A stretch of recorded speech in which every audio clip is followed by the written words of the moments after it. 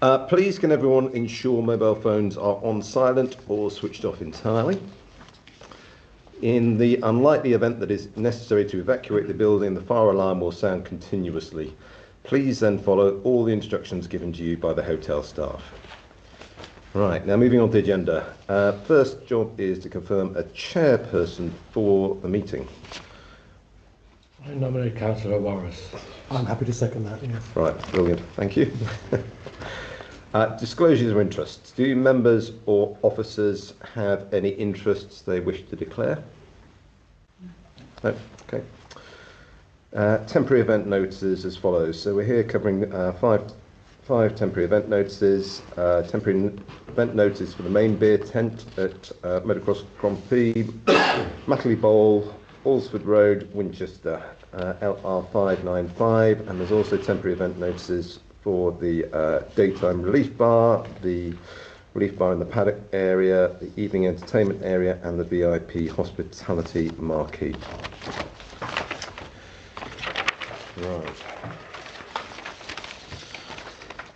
Right. The hearings regulations require that the hearing should take the form of a discussion led by the subcommittee and that cross-examination will not normally be allowed. We will be following the adopted procedure for these hearings, which is set out on the reverse of the agenda paper, which you should have a copy of. Each party will be allowed equal maximum time to exercise their rights at the hearing. I will exercise my discretion to allow additional time if necessary, taking into account the requirement to allow all parties equal maximum time.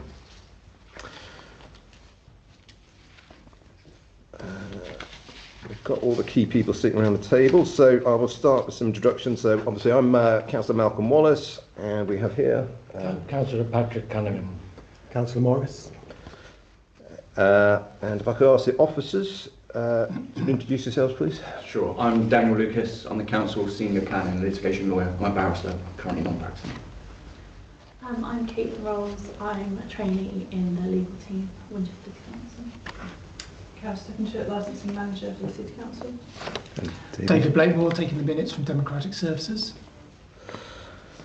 Right, I understand that the following people wish to address the subcommittee, and that's just today, that's the police. Colin Pollard from Hampshire Police. My name is PC Emma Berry from Hampshire Police. Right, did I miss the applicant? Apparently not. So, right, we can only consider issues relating to the four licensing objectives, which are prevention of crime and disorder, public safety, prevention of public nuisance, protection of children. The subcommittee will also have regard to the national guidance and the council's licensing policy. Right, I'll now hand over to Carol to introduce the report. Thank you, Chair. The committee today has 5 reports to consider for temporary event notices under Section 100 of the Licensing Act 2003. And they've been given to the licensing authorities for an event called the MXGP, which takes place at Matterley Estates in Winchester. The temporary event notices are for the same estate and same event, but have been confirmed on the temporary event notices as 5 different premises, which you named at the beginning of the hearing. So you have the main tent, the VIP, and the 2 relief bars. I will not give any further details at the moment, other than what's in the report, and I'll hand over to Daniel from legal. Yeah, councillors, there's a question of law here which needs to be addressed before we go on to consider the 5 applications before you. We have the police representation, so we have 5 temporary event notices, commonly known as TENs, submitted for the particular area in question known as Matterley Bowl. The problem which we need to address today is essentially the law allows for periods of a temporary event notice with certain breaks in time, but what you've got is 5 temporary event notices all occurring at once on a particular area. Now, if I read aloud, for the sake of everyone present, Section 101 of the Licensing Act of 2003, it makes this point quite clear, and this needs to be addressed before we can go on, if at all, to consider the merits of the applications before you. Now, Section 101 of the Licensing Act 2003 makes the point quite clear.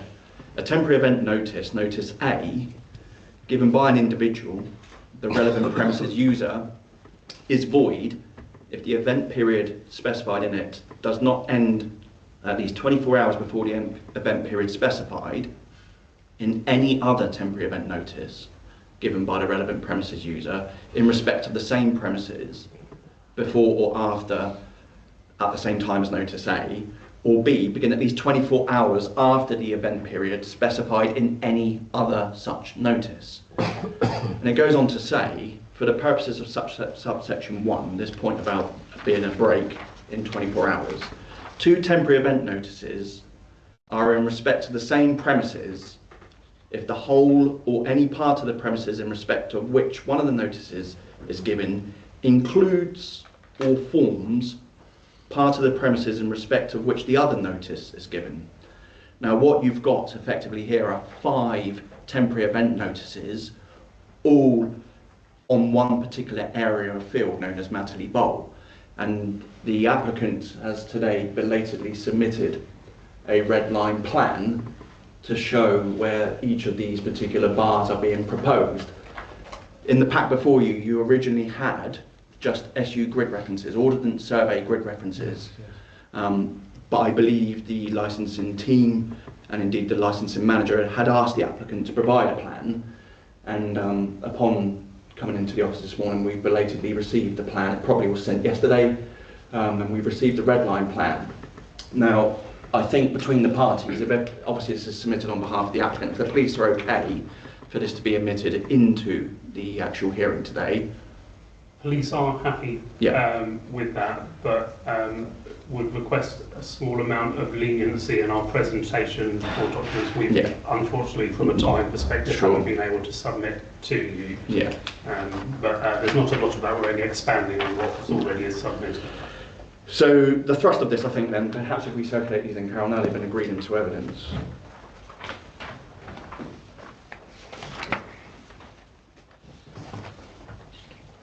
Yeah.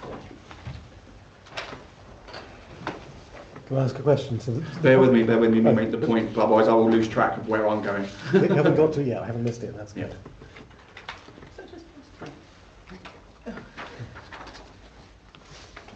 So you can see the area comprises one red line in this particular regards, and you have there the locations of the 5 proposed temporary event notice locations.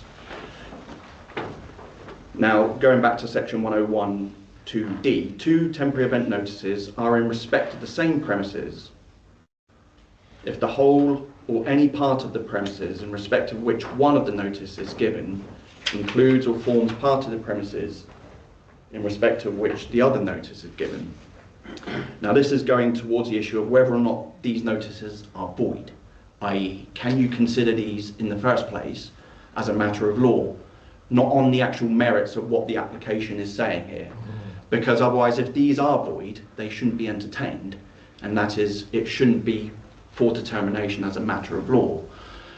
So what we're faced with in terms of the facts, and I think this is a fair representation of where we are,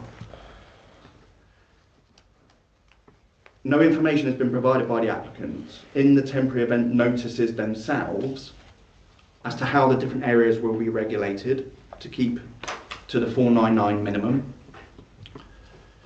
The notes to the temporary event notice application form state the applicant should be able to restrict the numbers at any one time to less than 500. That's at note 3 to the actual permitted temporary events notices regs. Now, as far as perhaps we can see, there is no actual requirement, however, to specify a plan. So the law doesn't say a plan must be provided by the applicant. But it does go on to say that the applicant should provide a clear description of the area sought to be licensed. Now, what we had originally on the TENS was an SU reference, an SU reference number, and today we've been given the plan.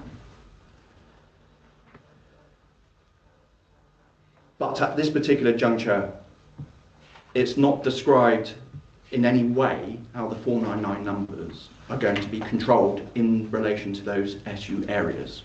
The TENS application is quite quiet about that. There's no supporting documentation other than the brief mention which you'll find, councillors, in your pack. At page 19, this is the submission from MXGP of Great Britain. In total, I'll apply for 5 TENs. 1, main area and evening bar. 2, small time daytime relief bar for main area. 3, evening entertainment space. 4, VIP guest bar. 5, small relief bar for paddock. There's no reference in that particular submission from the applicant as to how the numbers of 499 will be controlled, despite the fact that the regulations make it quite clear that the applicant should provide a clear description of the area to be licensed, as well as how the 499 number should be controlled. Now, this is crucial because if it is the case that these temporary event notices are void, it's not a matter for you today. Now, in this regards, what we can say is we've taken legal advice as a licensing authority. That advice was provided yesterday, and not only is it the advice of your officers today, but also external legal advice was sought, and there is a case here to say that only one of these TENs should be entertained. The other are void in the sense that the premise is not clearly demarcated. We don't know, for example, the extent of the 499 area, the limit of control. Plus, we also have elements where TENs seem to be in relation to the same beer tent or tents. I think that's the main arena and even in bar. So you've got a TENs for the actual bar, and then you've got a TENs for the regulated dancing activity close to the bar. So that could be one premise. We don't know. Now, on the facts, this seems to be, as you can see, one field within one particular red line denoted by the actual plan provided today. And in this regards, it is not clear, therefore, whether or not there is a break in that necessary 24-hour period between each TENs. What you've got is 5 running concurrently. Now, ordinarily, Section 101 says you should have a break of 24 hours before you can issue another TENs for the same premise. So it's a matter for you, members, but it is the advice from your legal officers that only one of these can be entertained today, for the reason that there is an arguable case to say that this is void. Now, unfortunately, there's no High Court case law on this point where we can get some sort of guidance from decisions in case law precedents. The point hasn't come before the High Court. Nevertheless, what we can say is in relation to a separate point. Patterson's, which is the licensing law text for practitioners, Patterson's has expressed an opinion in their view as to whether or not such instances could be entertained. Now, this is in relation to a different point, which deals with numbers. So TENs can be void. For example, if you submit too many, an individual can only submit so much, or an individual with a personal license can only submit so much. If a person goes beyond their limit, then we're in the void territory again. So on that point, Patterson's say this: what might constitute the same premises will be a question of fact in each case. In the context of Section 107, which is, as I say, not where we are, we're in context of 101 here, but 107 is the limits and what makes it void in relation to numbers of TENs.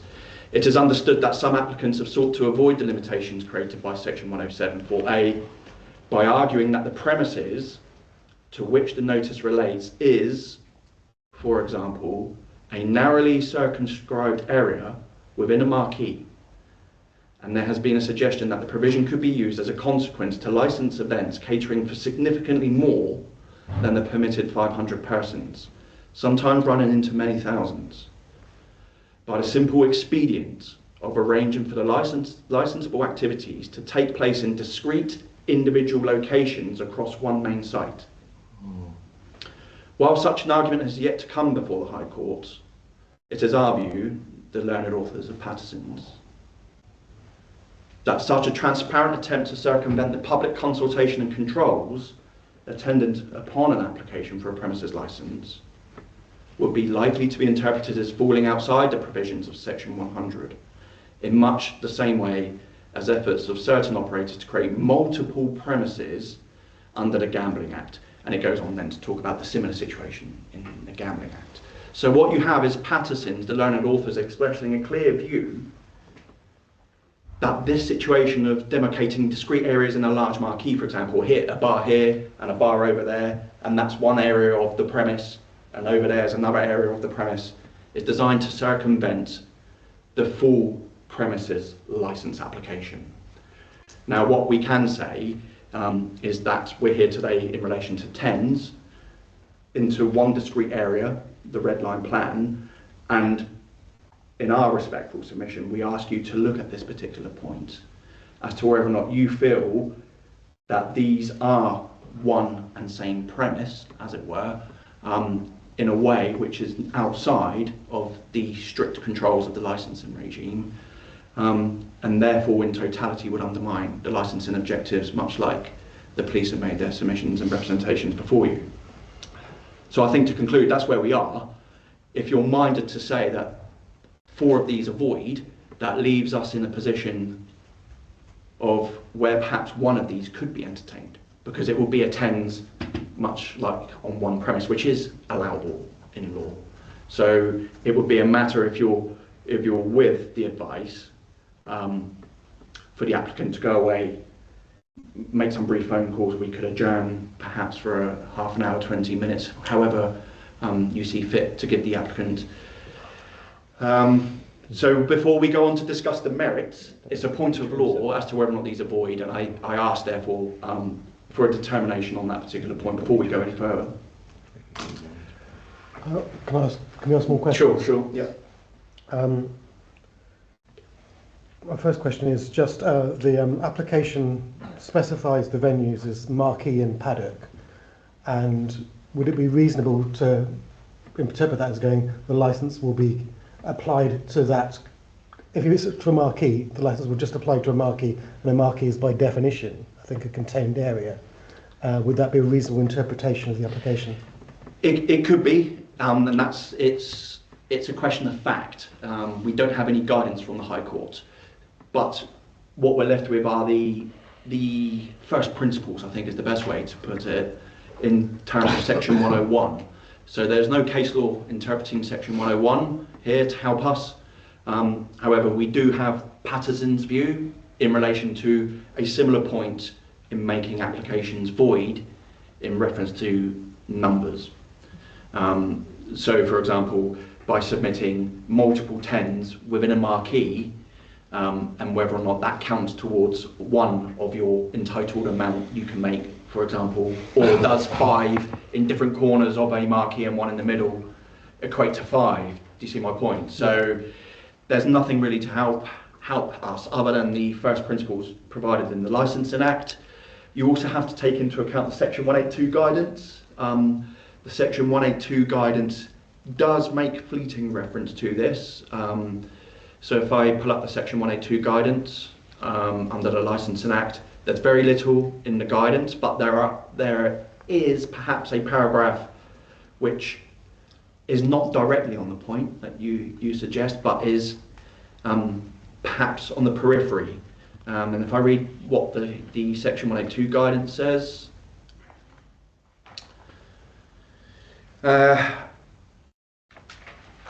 so it's paragraph 7.35 of the Section 182 guidance. Such cases might arise because of concerns about the scale, location, timing of the event, or concerns about public nuisance, even when the statutory limits on numbers are being observed. The premises user who signs the form is legally responsible for ensuring that the numbers present do not exceed the permitted limit at any one time.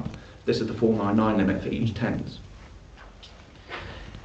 In cases where there is reason to doubt that the numbers will remain within the permitted limits. Now this is the point, we don't have any information about that, how it's controlled, if there's going to be door staff clicking entry, clicking out entry, keeping control of the numbers, if it's Harris fenced, if it's picket fenced, if it's in any way bounded within the reasonable demise of the tens, as it were. We don't have that, as a matter of fact. What you have is a one-line description and an issue reference, and belatedly a red line ban. Okay, continuing with 7.35. For example, where notices are being given for tens simultaneously on adjacent plots of land.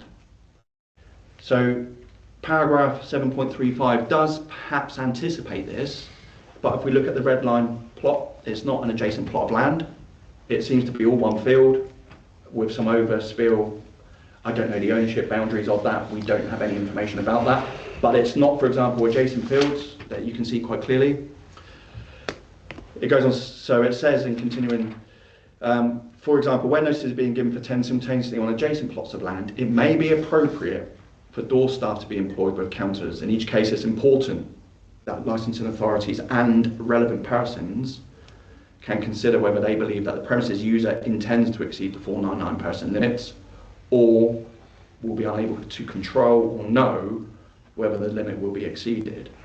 Whether planned activities are likely to breach the statutory limits or undermine the licensing objectives, it's likely to be appropriate for the police or the environmental health authority to raise objections. So the guidance doesn't directly help us, but it does anticipate simultaneous tens, but only in relation to adjacent plots of land, which we don't have. So I can't answer your point with reference to case law. I can only go based upon what the Act says, based upon what the guidance says, indeed what the learned authors of Patterson say, and this all goes into the moulding pot, as it were, before you make your decision. Okay, but if the applicant had provided that detail with an application, that issue would not be an issue, that would fall away. We can only consider what's before you. We can't consider hypotheticals and what could have been and what should have been. Okay. I only advise you to deal with what has been presented before you today. Okay. My second question is just if we, as you say, if 4 of these TNs fall away and we treat it as one TN, my understanding is the TN has the limit of 499 people. Yeah. Is that number in any way going to be a practical is that going to be practical for an event of this size, which is like in the thousands, that we could even assume that TN for 500 would be enough? This is the whole purpose of the premises license regime, to apply for a full premises license. To run events like this on tens creates these difficulties.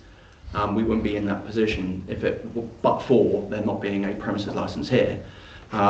In terms of whether or not it's appropriate, reasonable, justifiable, I'm obviously not able to tell you whether or not it's appropriate, reasonable, justifiable. I'm only here to advise you as to what the law says when a TENS application is made, if it's able to be decided or if indeed it's void.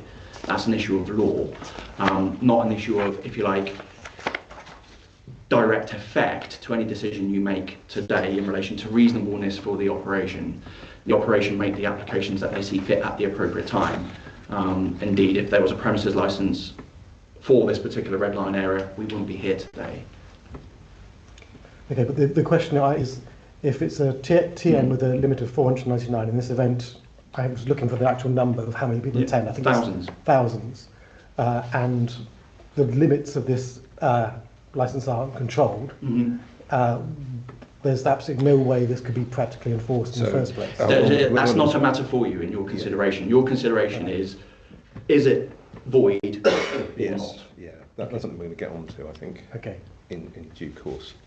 Can I ask, there are events, we all go to events where there's a beer tent over here, a beer tent over there, or somebody's got a van over there selling hymns. How why is this? I don't. Can you explain to us the difference between that kind of event where these things Again, happen. yeah, you're comparing apples and pears, Councillor. I think No, that'd be good. Yeah. So this is why I'm asking the question. yeah, so we can only go on the facts presented on this particular application. So each case should be decided on its own merits. Now, the facts, as we have before you, are SU grid references with a description in the TENS application, with a brief description of what the bar will comprise, main beer tank, main area. The 10 applies to the extent of the footprint of the marquee only. And we know the marquee will be 18 metres by 9 metre structures with 2 bar counters, one facing the daytime sports arena, the other facing the evening entertainment space. I think my point is relevant there. I mean, there are other events where there are multiple bars set up. Are they controlled by TENS or are they controlled differently? I couldn't say. So for example, festivals, most big festivals would ordinarily have a premises license. Right. So, for example, Boomtown will have a premises license. Okay. And the premises license will each year will be refreshed with a new plan, an event management plan, a new location plan of stage 1, stage 2. Here we don't have that. We have the TENS application, brief description, and a supporting statement which makes no reference to the 499 number, how that's going to be managed, controlled, or delegated. So that's fine. So I mean that's clearly explained. There's a difference. Other places may run on TENS, for example, high street functions, high street situations. But again, those TENS applications will be considered on their own merits, on their own facts. For example, a TENS that has been granted, it may delineate quite clearly that there's going to be Harris fencing with door staff. So a particular individual may be clearer in their management of risk, in their controls they put place, and then obviously the licensing authority will decide accordingly based upon their submission and the facts within the application. The point is, we can't compare apples to pears because I don't know how TENS are being run for what particular event you've got in mind, and it would be wrong to compare those, whereas you're faced with today. Okay. The main bar is licensed for, the proposal is for 499 people at the main bar. There's the evening entertainment area which is actually right next door to it, or probably adjoining it, I think, probably. Also for 499 people. Exactly, so this is my point. If you've got the main bar, I don't know how that's operating. We don't know, for example, if the bar's going to be a marquee and then in the evening they roll up one side of it, so people in the bar can then walk into that area. And this is engaging the point as, is that not the same premise? Yeah, but then you've got nearly 1,000 people. I've got the impression from other submissions that this event has been given permission to go ahead on this basis in the past. Is that correct? It has, yeah. So I think Carol can perhaps talk about the history of the site if needs be.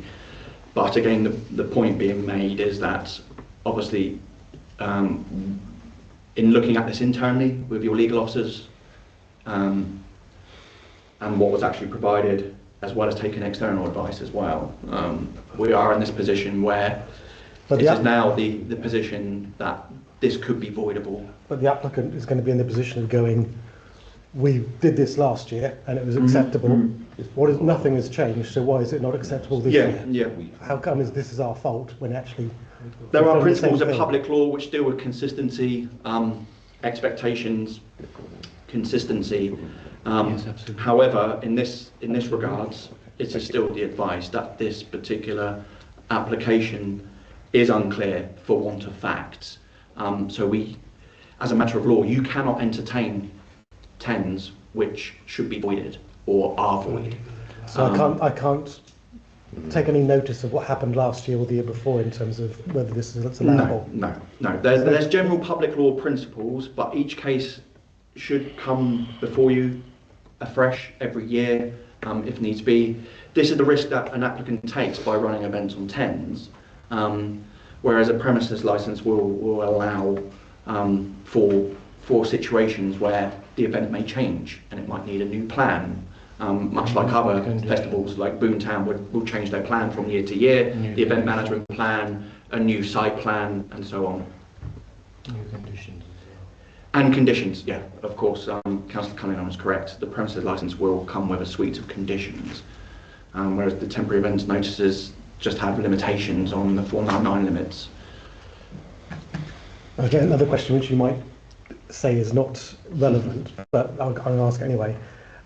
If a TN notice is not given for this event, is there going to be time for them to get a proper premises licence, or is that something we shouldn't consider? It's outside of the what's before you, but I think in fairness to the applicant can probably put you in the picture as to where they are. Once you've heard from me, obviously you'll want to ask questions of the applicant as well. I'm sure the applicant can put you in the picture of where they are in relation to their undertaking and the running of this event. This is, as I say, a unique situation in relation to the interpretation of Section 101, subsection 4. It's a point which hasn't been addressed by the High Court. So there is a risk here, and I have to advise you of the risk.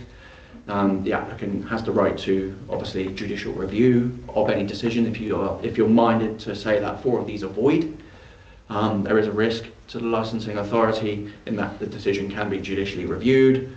That will come with cost, so you have to be aware of that any decision that you make can indeed be challenged by the applicant in this regards. So you have to be advised as to that fact.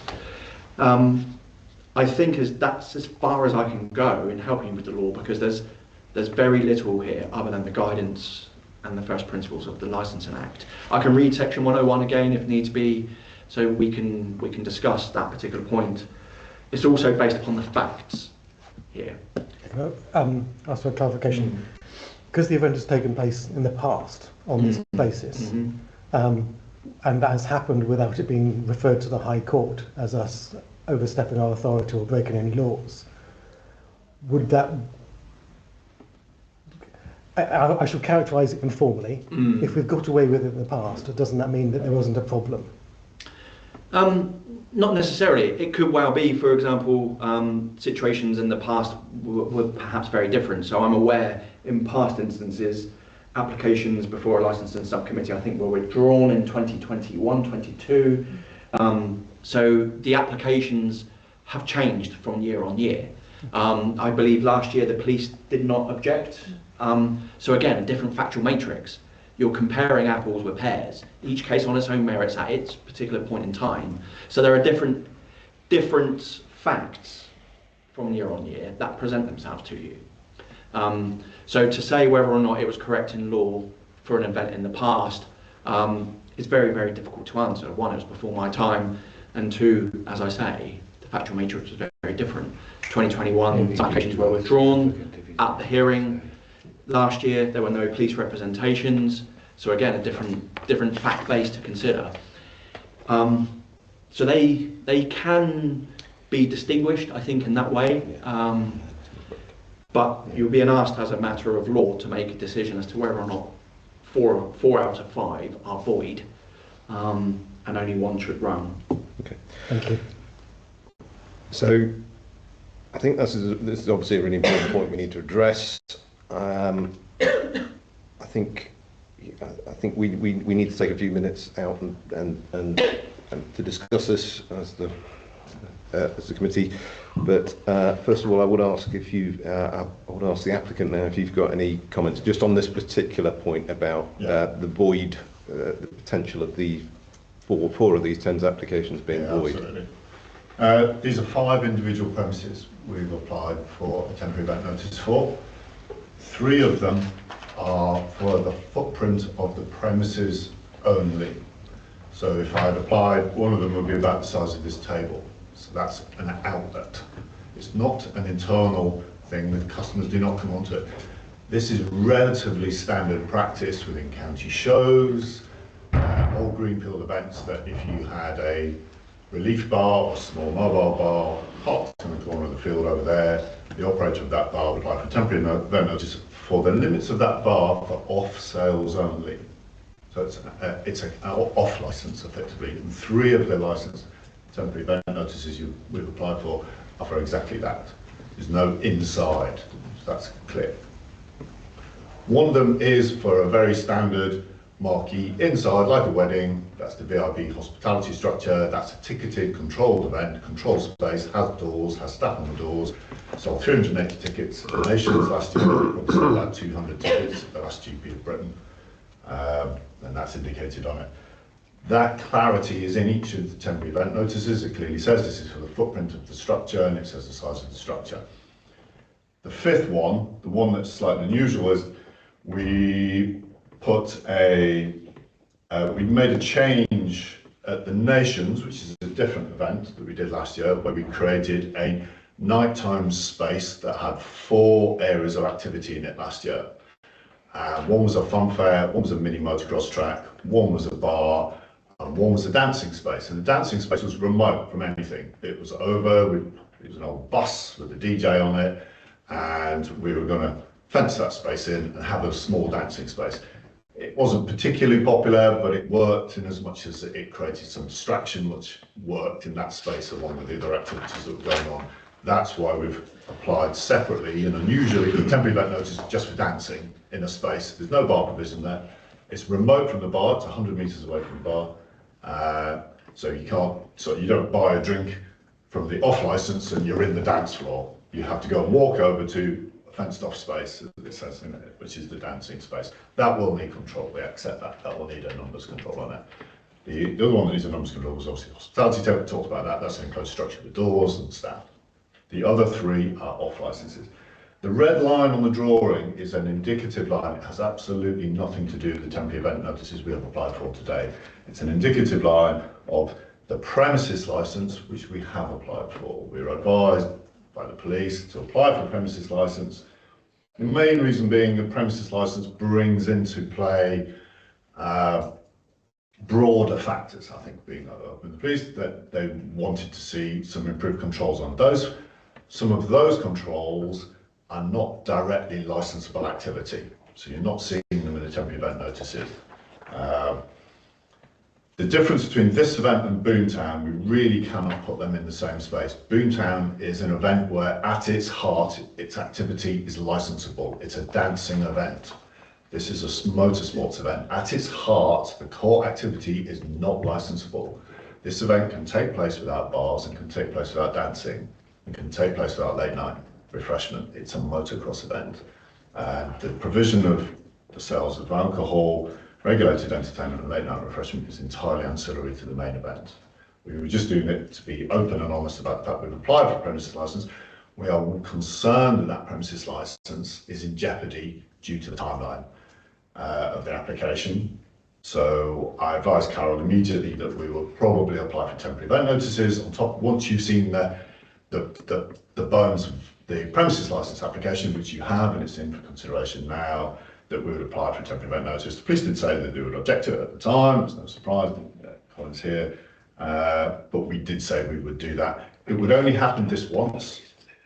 Should we be granted the premises licence, we will immediately withdraw all 5 temporary event notices and we will manage the event under the conditions applied to the premises licence. I think that's it. So it's a very different event. It's not an event at its heart that needs to be licensed. It's a motocross event for which 7,000 to 8,000 people will come to watch the motocross, an unlicensed event, in effect, because it isn't licensed by the regulated entertainment or provision of alcohol.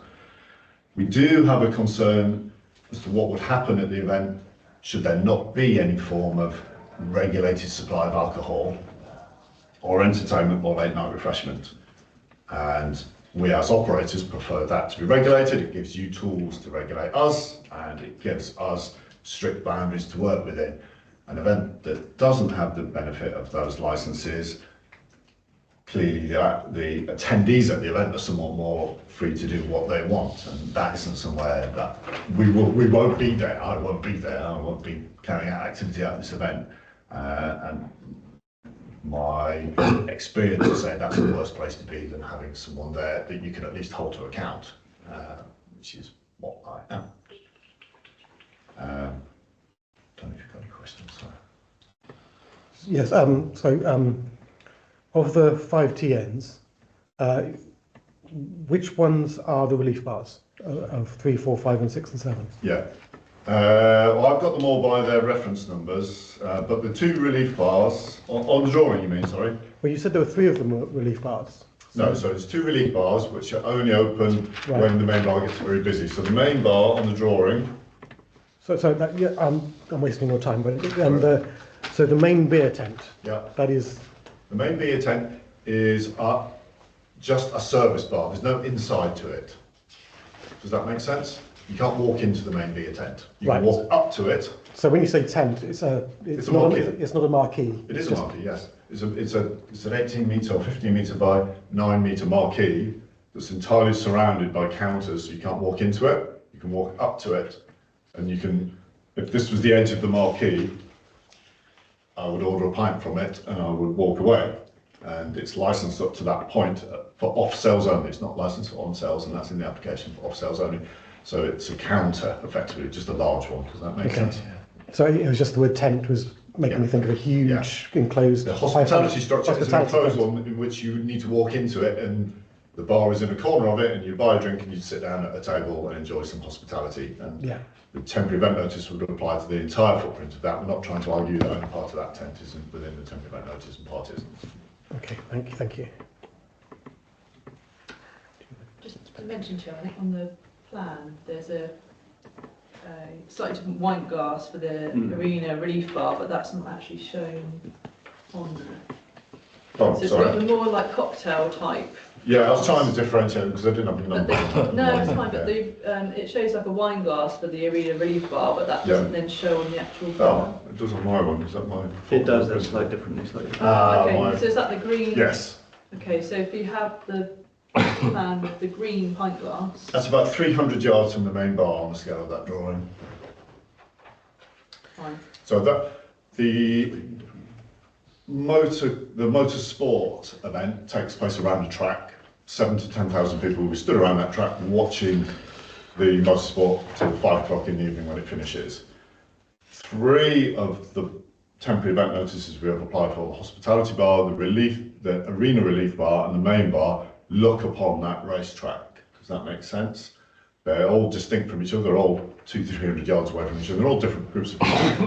The paddock bar is one down in where the teams are based. So it's kind of like a little private backstage bar for the people who are with the motocross teams, their mechanics and their sponsors and the like. It's a small bar, just really services them, doesn't really overlook the track. Is that open to everyone else, or is it? No, that's in a controlled space. The paddocks, as you'd expect, say if you're into Formula One in the pits, it's the people who've got the paddock pass who would use that bar. It stops them bringing their own drinks in and things like that. It's just a service bar really for them. The main bar is a little different. Until 5 o'clock when the racing's going on, it's looking at the track, and then in the evening we close the track and clear everybody out. We have a small space at night, the space I tried to describe earlier, which has a mini motocross track in it, a fun fair in it, hopefully an entertainment area, because we applied for a temporary event notice for that, and an off license. That bar basically has 2 sides. So the shutters come down on one side and the shutters open on the other side, and then the counter is facing the other way. But again, you can't walk inside that structure. It is just like a mobile catering unit that is facing a space. So it's off sales only. Sorry, I hope that clarifies that. Thank you. So we are just sticking at this point on the legality of moving forward with these 5 tents. I don't know if the police have any comments specifically on this point, on the legality of moving forward with 5 tents. It's very unusual. What I would say is that the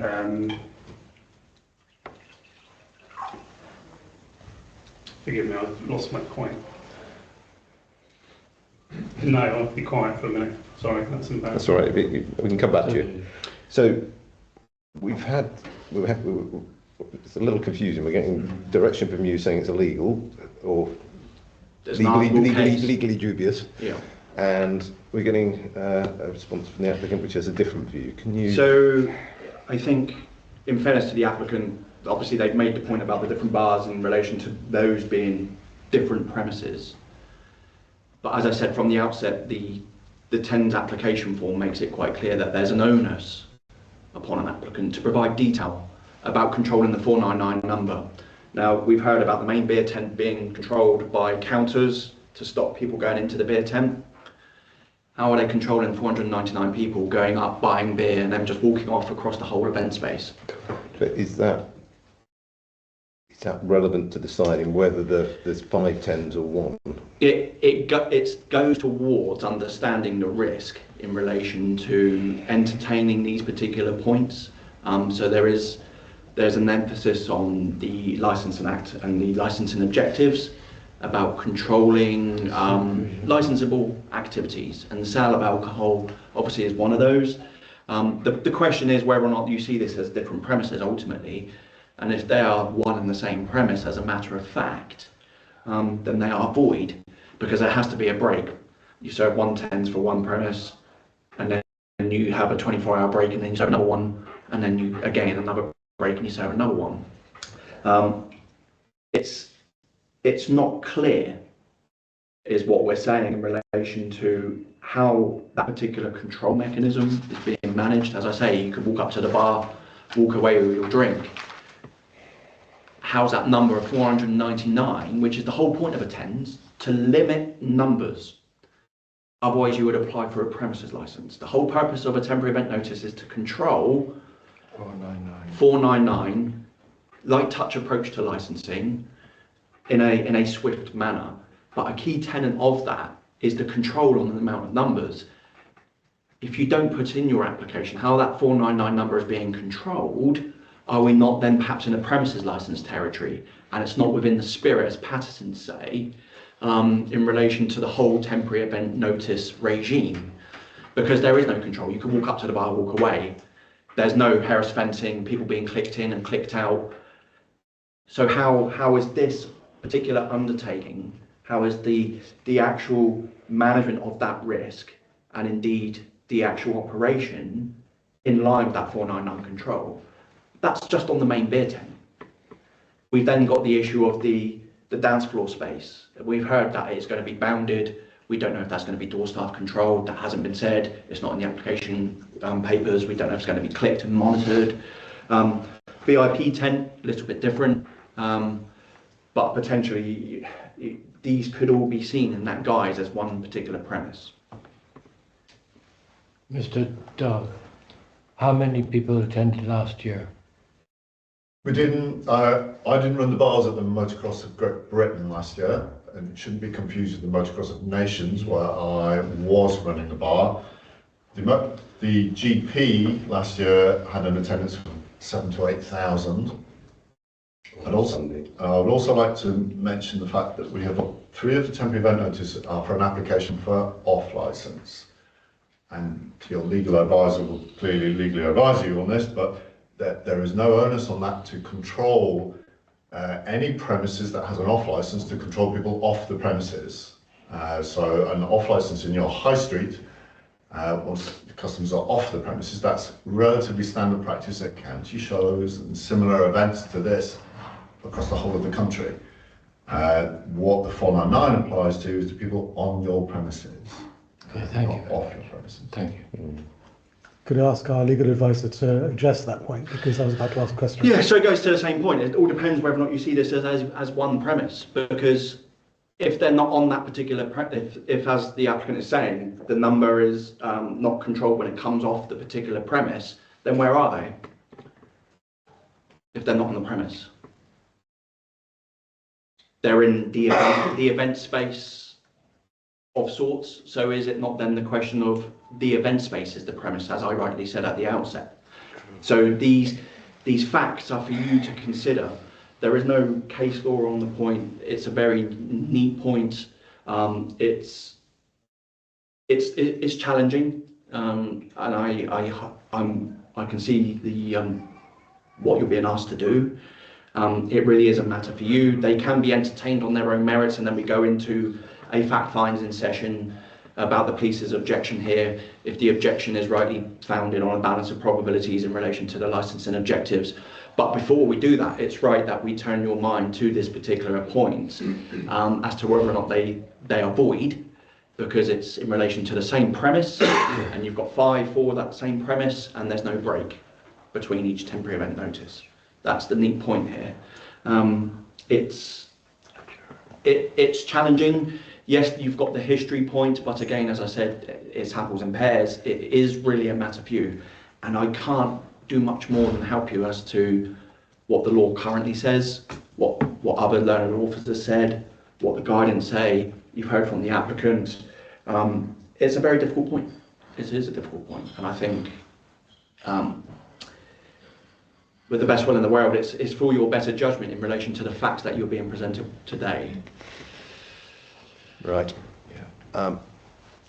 Thank you. I think we need to take a short break now to consider this. How are we going to do this today, Carol? Are we going to go into a different room, or?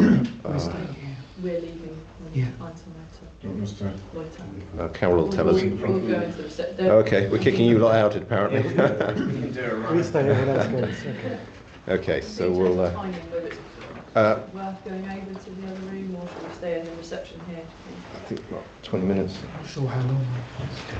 So it'll be about 20 minutes, I guess. To reconvene You that. got my number? Well, so we will call you in if it's earlier. But we'll come out and call you. But, And before we leave, about 20 minutes. apologies to interrupt. I did remember my point. I should have made a note, so apologies for wasting your time. I just wanted to speak about the on their own merit aspect on this particular topic from the police's perspective, whether or not previous submissions, which may have been worded different and included different information, should be part of your decision making in this. I don't think it should. The Act says that every application is considered on its own merits, so where something may have been permitted previously doesn't necessarily mean that it will be permitted on this occasion based on those 5 submissions, and I'll just ask you to keep that in mind. Thank you. Thank you. Thank you. So I've got some words written down, so I'll just read them out. So, advice from both the Council's legal officers and the guidance from external legal advice is that these 5 temporary event notices cannot be considered at the same time. Section 101 of the Licensing Act 2003, subsection 1 and section 2D provide for when a temporary event notice is void. Having heard from the Council's legal officer, the applicant and the police, it is not clear from the information in the applications to explain how, on the balance of probabilities, these are 5 different premises. For the following reasons, no information has been provided about how the 499 limit would be managed or implemented. There is no clear information on the area that is to be licensed other than a bare description in the application form and grid references. And there is a concern that the application is designed to circumvent public consultation and controls placed upon an application for a premises licence.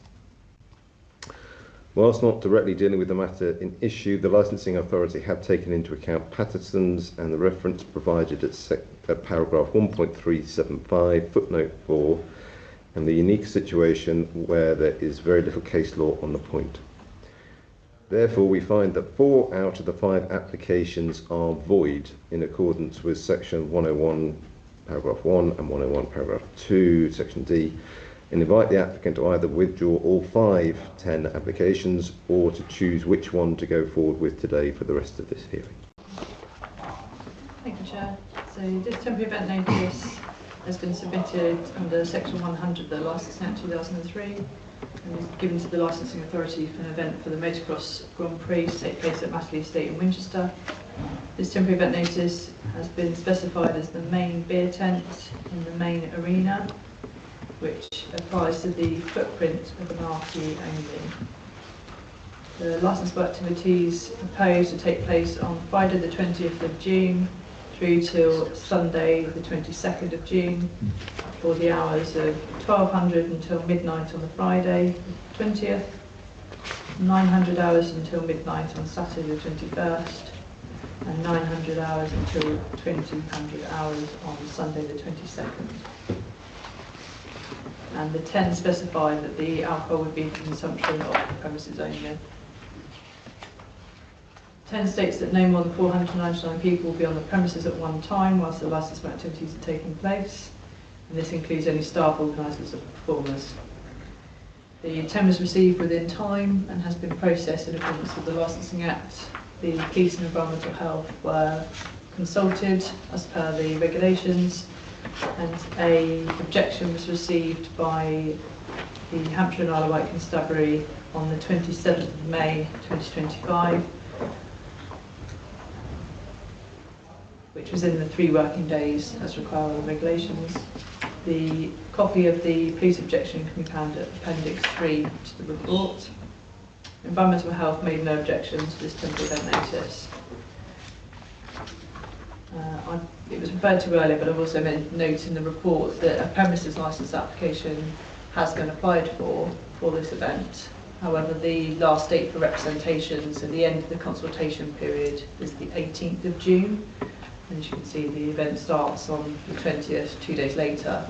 So in the event that representations are received to that application, there isn't sufficient time to hold a hearing to decide the main premises licence application before the event takes place. Hence why a temporary event notice has been applied for as a backup. The premises is within the South Downs National Park, which is further consideration for you, and that has been referred to in the licensing report. Apologies, I don't have the number that you do have on your app, but in this report it's under section 3 observations, 3.5 to 3.8.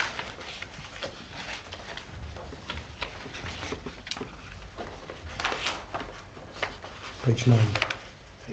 Sorry, I don't have the numbers on my copy here, apologies. The committee today must take such steps it considers appropriate to promote the licensing objectives, and your options for decision today are to acknowledge the temporary event notice in accordance with the application, or to issue a counter notice which would prevent the event going ahead under the temporary event notice. Thank you, Chair. Okay. So now turn to my colleagues. We've got questions for Carol. Yep. Yes, Carol, I'm trying to get a handle on the timeline here. In the police's objection, they state that they notified the applicant back in 2018 and again in February this year that they would object to the 10 for this event. So when was the application for a premises licence made by Mr. Dixon, and was that sufficient time for processing for this year's event on the 20th of June? If you bear with me, I can find the exact date that it was applied for. It would have been around the middle of May, given the 28 days of consultation period. If you bear with me, I can give you the exact date.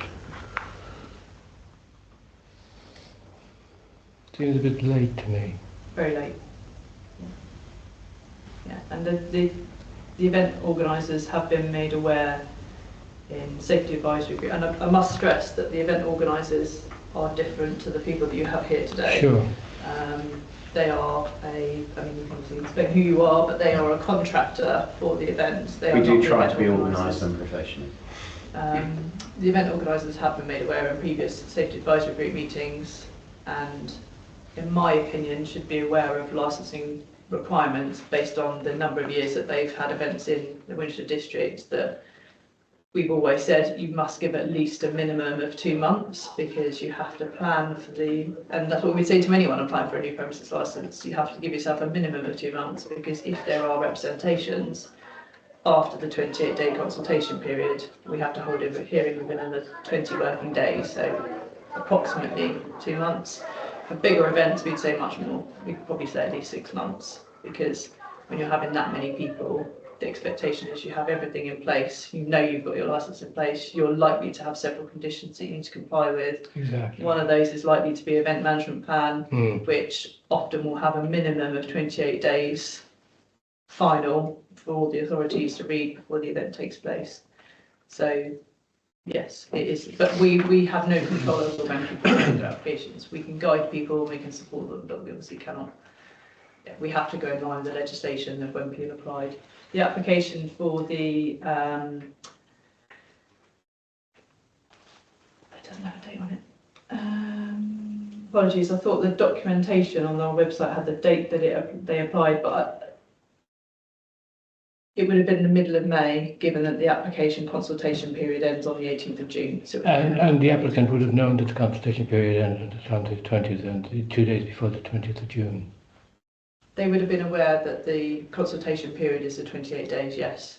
Right, okay, thank you. They definitely would have been aware afterwards, because the next day they have to go and put notices up at the site, which they duly did, which confirms the date of the representations. Got it. Thank you very much.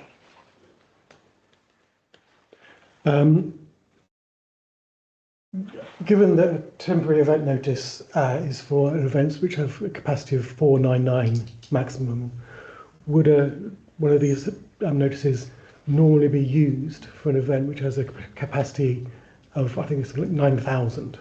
Would you regard that as realistic and appropriate? With events, they're all different, and we treat them on their own merit. So an example of a temporary event notice might be your village fete, where they have a PIMS tent or a bar. The bar itself, they would say you might get 10 people around the bar, but actually they might have 500 people at one time at the event, and that can be another example might be the Watercress Festival in Alresford. They don't have a premises licence, but they have temporary event notices for different bar, and I think that's where the differences have been brought in, is that you have individual operators of different bar companies. So you might have a cider bar on the bottom of the hill, and real ale bar at the top, PIMS tent in the middle, cocktail bar somewhere else. It doesn't necessarily defined by the different alcohol, but where you get a range of different offers at an event, then a temporary event notice can be used, yes.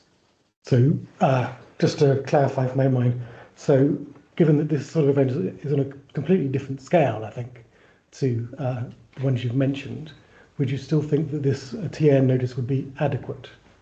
So the temporary event notice would be for the premises user, so effectively the applicant, to ensure that the provisions under a temporary event notice are for a maximum of 199 people. So it would be for the premises user, in this case Mr Dove, to ensure that he meets that for the numbers. So they would have to put in measures in place to make sure that they meet that. What can be different is where you have the effectively a bar counter. So that's different if you had an inside bar, for example. So if you had a marquee where you're going into that marquee, and that marquee in its entirety is being licensed, then there would be expectation that those numbers are managed. So the 499, and that would be potentially harder to manage. But we could also license this table and say, this is my licensable area. I can't get more than 499 people around this table, therefore it could be used under a temporary event notice. Thank you. Even though the wider audience could be a lot higher than that. Thanks. Any other questions? Anything else?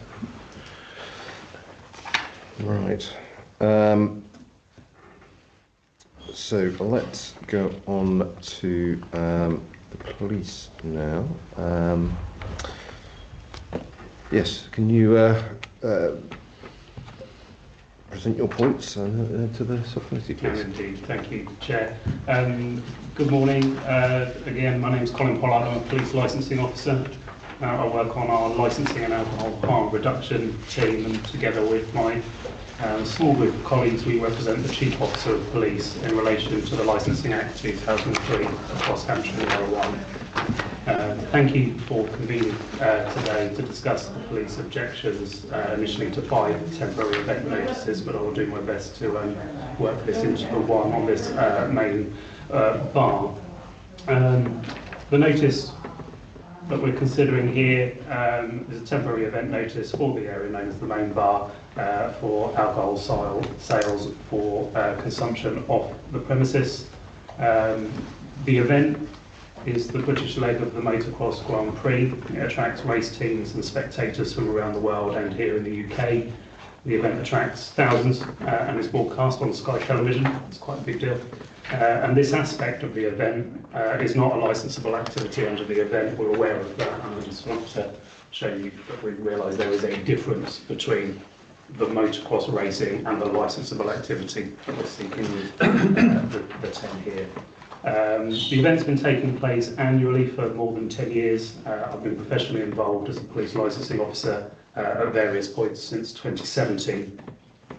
In my experience and that of my colleagues who have worked the event, there are concerns raised every year in relation to the provision of licensable activity and its impact on public safety and crime and disorder.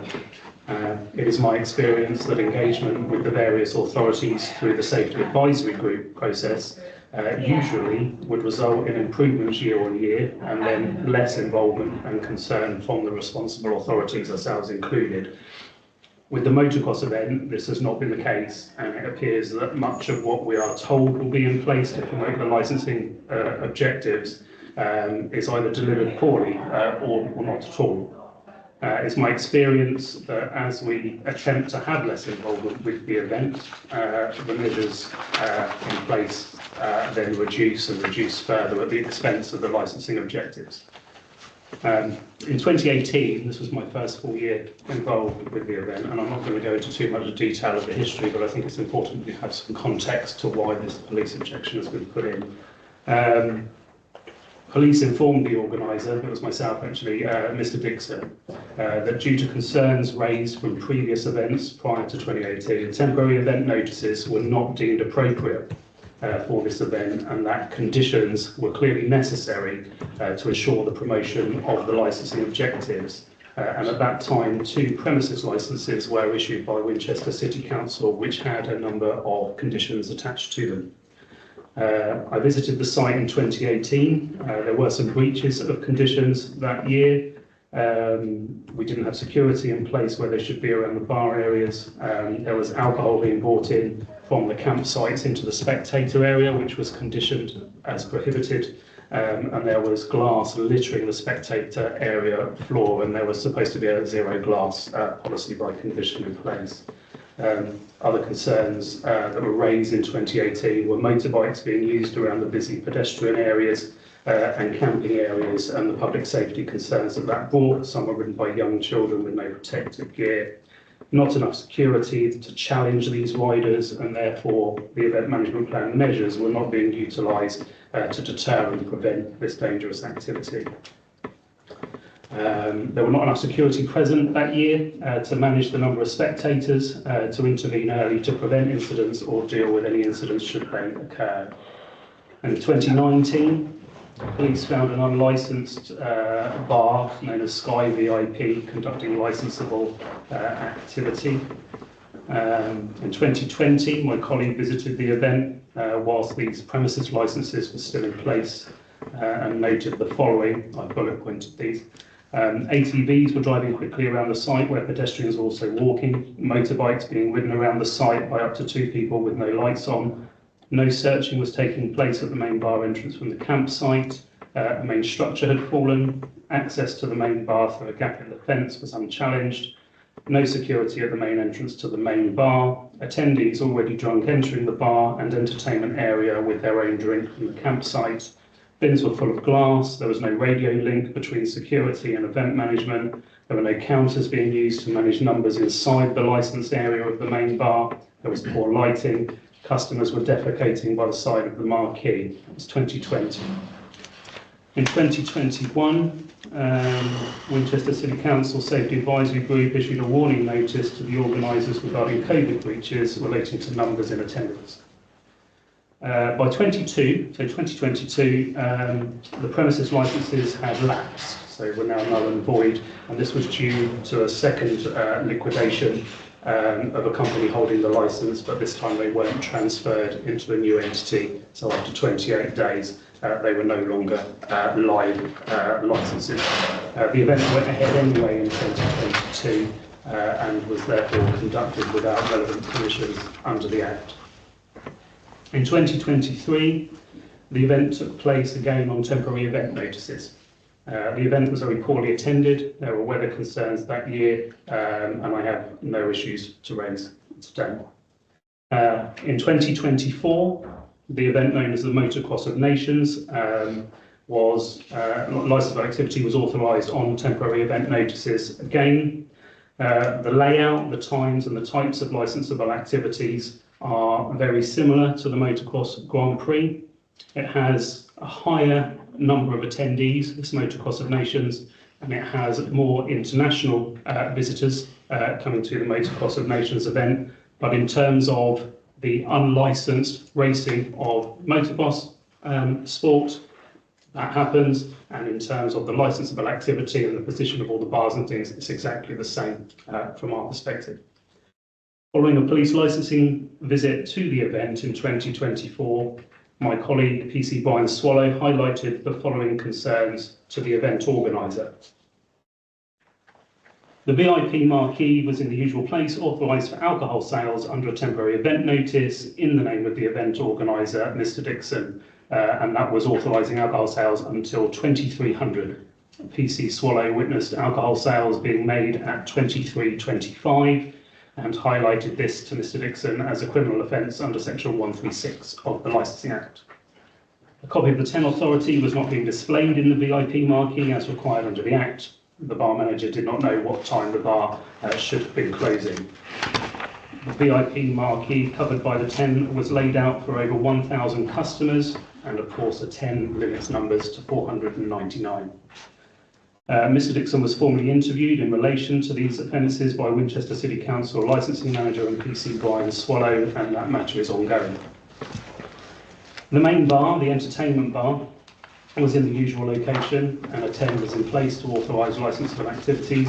This 10 was held by Mr Dove, who is also named on the 10 that we're discussing here today.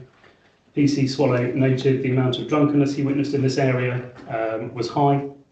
PC Swallow saw several drunk people serve more alcohol at this bar. No age verification checks were taking place. No refusals of alcohol were seen to be made. Staff training was not available, and the 10 authority was not displayed at the bar. These concerns were raised with Mr Dove and then written to the event organiser, Mr Dixon, and it was stated by PC Swallow that improvement needed to be made before opening the following day. Event control couldn't be easily located. Staff who were asked were unable to direct police to event control. They didn't know where it was. And when found, it was not identifiable in any way. The medical area was also not identifiable or signposted for the public. Motorbikes were seen to be ridden around the site at speed, many with 2 people riding and no helmets being worn. This concern is raised every year, and despite measures being added to the EMP, which are not enforceable under the Act, to address this years ago, in practice, the risk continues to be present every year, and mitigation is either ineffective or not actually taking place. The security operator stated he had serious concerns relating to the main entry gate. He said it was clearly not wide enough to facilitate an ingress of large numbers of attendees. There were no pedestrian barriers for queuing, which would make searching an almost impossible task. On the second day of the event in 24, PC Swallow attended again and highlighted the following concerns to Mr Dixon, the event organiser. 3-way traffic lights on the A272 were all set to green at the same time, and that was highlighted as a risk. Police were able to drive onto the site in an unmarked car in plain clothes and were unchallenged by security staff who made no attempt to stop them. Police passed 3 security points before finally being challenged by some dog handlers. Police walked past further security points unchallenged once on site and into the VIP marquee, where pedestrian barriers had now been put in place to separate wet and dry sales, so the bar from the food. So to speak, it was explained that regardless of these barriers, the space was still limited to 499 people because the 10 covered the whole space. Relevant signage was now up in the VIP marquee, but staff did not know how to locate the refusals records. Next to the main bar, the entertainment area at the top of the hill, security and fire were dealing with a car that had been rolled onto its side at the top of the hill. This had been done by attendees and not a person driving. The owner of the vehicle was present with his friends, who were all aged 18 to 20 and drunk. There were dozens of vehicles in this area, and after the vehicle was rolled back onto its wheels, the owner was told by police in uncertain terms not to move it. PC Swallow then visited the main bar entertainment area. A steward was attempting to prevent alcohol being brought into this area from the campsite. However, this was described as an impossible task. The grass was littered with bottles and cans, which were not products sold from the bar outlet. Not a lot had changed at this bar from the previous day's visit. The bins had all been trampled and rubbish was all over the floor. PC Swallow saw proxy sales of vodka and coke to very young looking people, and other young people had pints of beer. Security in this area were huddled together and nowhere near the bar. ID checking was few and far between. Drunk people were still being served unchallenged. There was no Challenge 25 signage visible. PC Swallow didn't see Mr. Dove on this occasion. Immediately outside the main bar entrance was the entrance to the campsite. PC Swallow stated that the number of motorbikes being ridden at speed was unbelievably dangerous. One crashed into a camper. There were a couple of hundred people in this area. Bottles were being thrown in the air. Chainsaws were going. I understand that's something that the attendees do. I don't think there's a danger in that, but it's the noise and the show of it. But you might know more about that for questions in a moment. But there's chainsaws going, you can imagine how that looks. Fireworks were being set off into the crowd. People were openly taking and possibly selling nitrous oxide, and not a single steward or member of security was in sight. PC Swallow described the area as lawless. PC Swallow then proceeded to the trackway just to the rear of this area where more motorbikes were being ridden. Saw a car which had been overturned earlier that was now right by the entrance to the bar with the owner behind the wheel. PC Swallow had to take action and remove the keys from the ignition and have a confrontation with the young driver. Dozens of cars were being driven in this unlit area, motorbikes were being ridden, and pedestrians were still using this unlit route to walk to and from the bar area. PC Swallow commented that there was nowhere near enough security or stewards at this site when he was present. Sadly, in 2024, one of the attendees, a 39-year-old male, died during the event. The inquest is ongoing, but drugs have been said to be one of the preliminary causes. A staff member was punched unconscious by an attendee at the 2024 event. Child aged 17 was assaulted by two unknown males. He was kicked repeatedly, causing chipped teeth and bruising to his face. A male reported he was attacked 3 times by a female named to him at the event. Each time he was punched to the face. Police have this year once again informed the event organiser, Mr. Dixon, that temporary event notices are not appropriate for this event and that police would object if they were submitted. Here we are. It was agreed through the SAG that a premises licence should be applied for with necessary and proportionate conditions attached to ensure the promotion of the licensing objectives. The premises licence application has been received and is currently in consultation.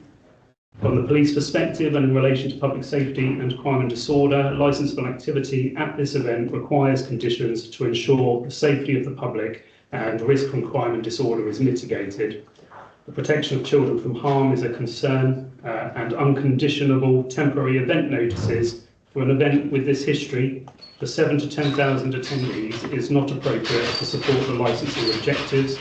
And the Chief Officer of Police requests the subcommittee refuse this 10, and we will continue to engage on the current premises licence application for the event. Thank you.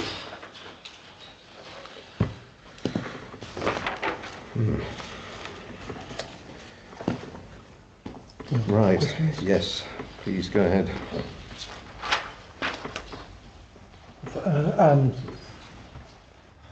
Thank you. I don't know if it's Constable Pollard or Sergeant Pollard or... Colin will be fine. Colin, thank you.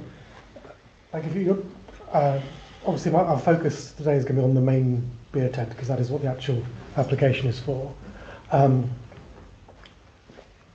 Given your description, or PC Swallow's description of the event last year, lawless, can I ask, did the police have the powers to actually intervene and stop the event on that occasion, or did they allow it to continue with all this in place? Powers to stopping an event is not as easy as it might appear. There are a number of tools available to us, but they don't necessarily achieve the objective that one might want. For example, Under the Antisocial Behaviour Crime and Policing Act, we have closure notices available.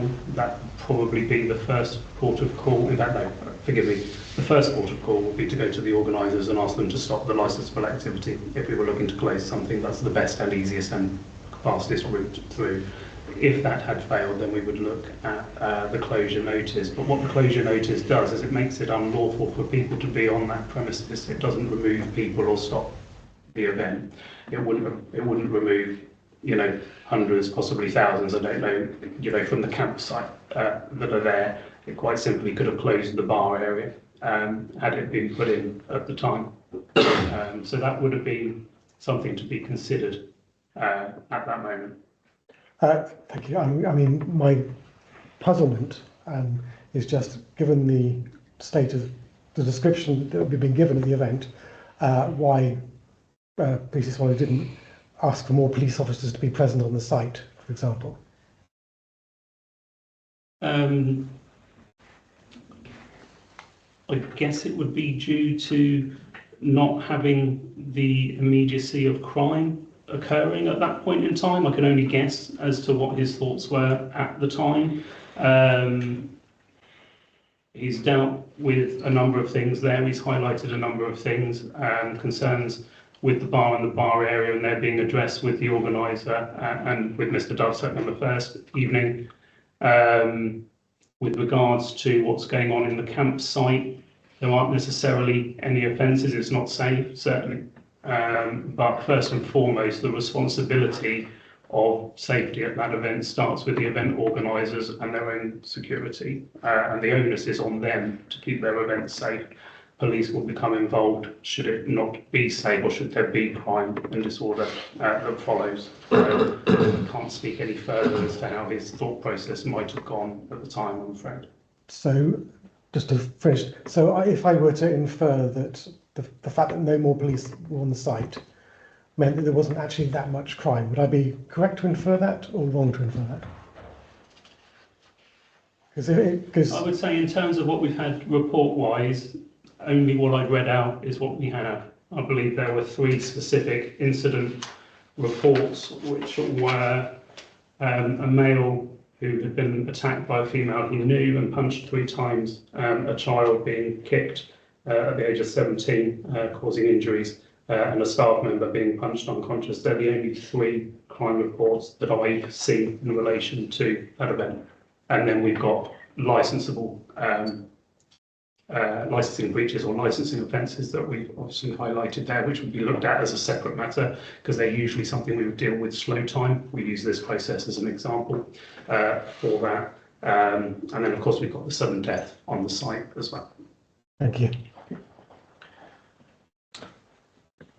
Which additional lawful conditions to this 10, now that we're only talking about one particular application here, do you feel would be necessary regarding the prevention of crime and disorder, or would you feel that a full new premises licence is required? Unfortunately, we can't condition a temporary event notice. It's part of the reason that we're here objecting. Were we able to apply conditions to a 10, we might be less minded to have stuck to our guns, particularly with only one of them in place. We can't condition a 10. It's granted as is. And there's no further measures required lawfully. We then have to rely on the organisers doing what they say in their EMP, and unfortunately that doesn't always come across perhaps the way they intend when they write the document in our experience, hence why we feel there is a need not to have a temporary event notice but to have a premises licence where we can get the relevant necessary conditions imposed. Okay. You mentioned also that the Autocross of Nations 2024 event under multiple 10s with alleged Section 136 offences, yeah? For clarification reasons, were either Mr. Dixon or Mr. Dove in any way associated with them, or a company associated with them involved in that event, or so what capacity? Mr. Dixon was the temporary event notice holder for the VIP marquee that was selling alcohol outside of its permitted hours.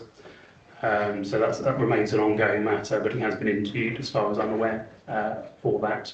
And that area covered by the 10, as I say, on attendance was set out for more than 1,000 attendees, which obviously would have reached numbers, although we don't have evidence that I'm aware of to be able to say they did reach those numbers. We can only hypothesise that they would have done. Otherwise, why would they have laid it out for that many?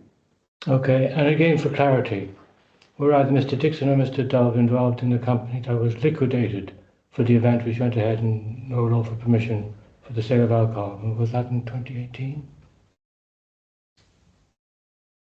The dissolved company was 2021. It was MX Events, and I believe, to the best of my knowledge, Mr. Dixon was the sole director of that company.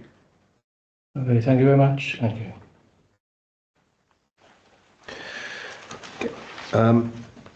So obviously, about the point my colleague raised, we're not looking at the whole event here. We are looking at just the bar.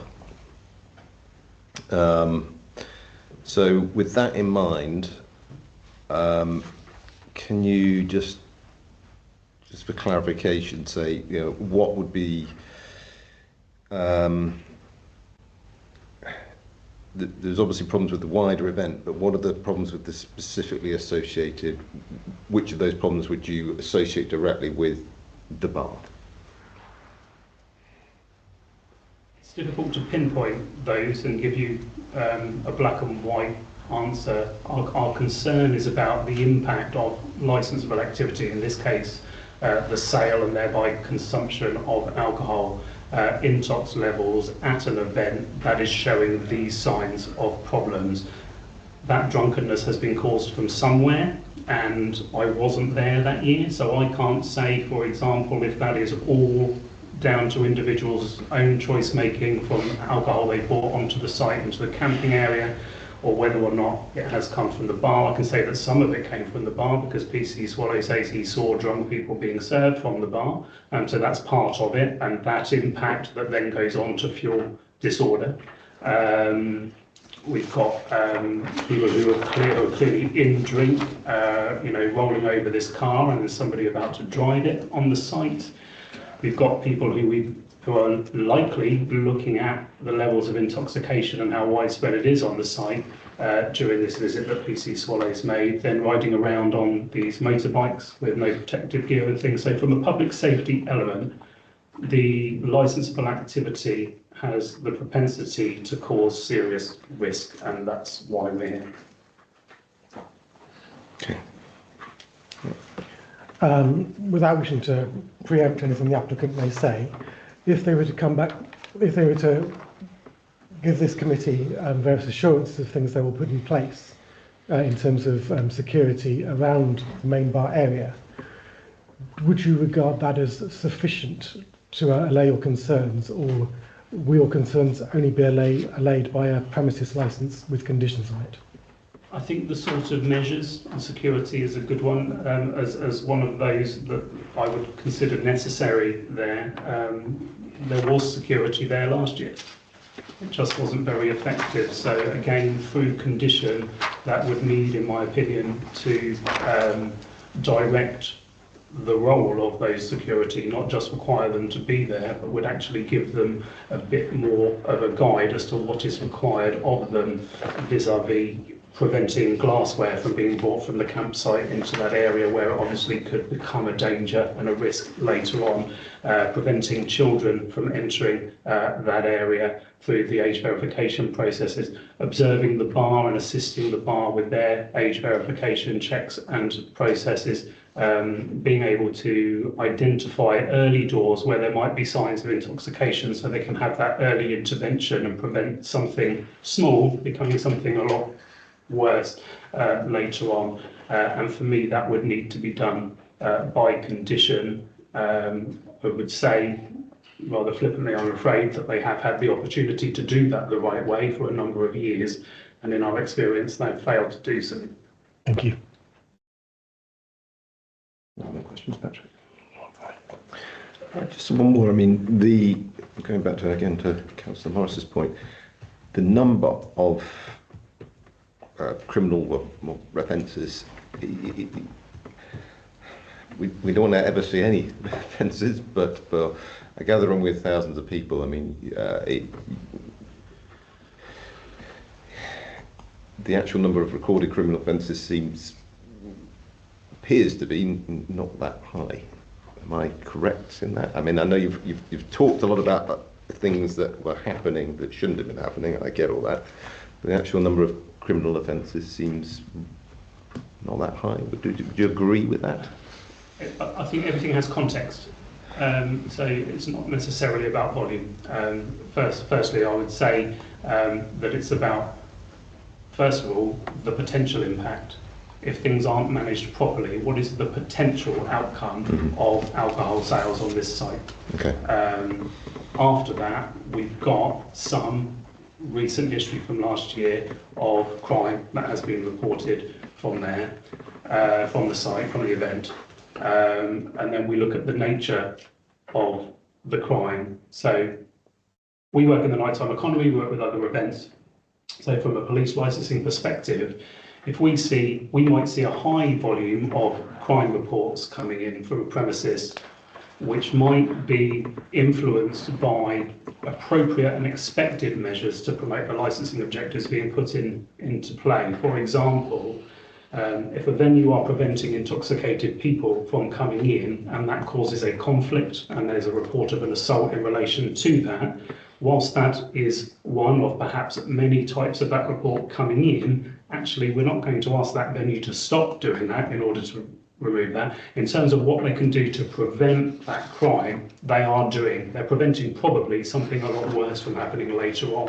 And so that's, I don't want to say tolerable, but there's an expectation that we might get a volume of those reports. If somebody's found intoxicated on licensed premises, the Act says you can't serve a person who is intoxicated, which implies somebody's going to become intoxicated before you're going to be able to recognise it and refuse them, which means we will see, and we do see, unfortunately, intoxication on premises, but it's what happens next. And again, the right thing is obviously looking at welfare and vulnerability of the individual, but also they do need to be removed. They can't remain there. That needs to be done in a safe, considered manner, but that in itself often will generate a crime report because people don't like being removed, people don't like being told their night is over, and it brings something more.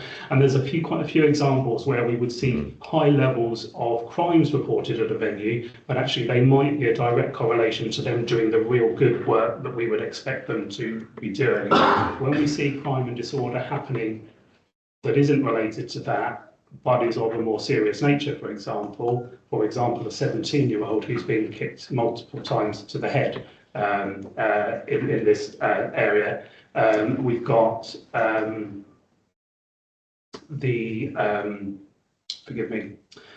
got the sudden death reported on site, and I don't want to go into any more detail on that because I don't think it's fair, and I know we're public here, but there's a drugs concern, that's highlighted there at the event. We've got the use of nitrous oxide, which is laughing gas, which is a psychoactive substance, which again is illicit in nature to be used in that way on the site, and that was quite open. And these are all crimes that ought to be prevented through measures.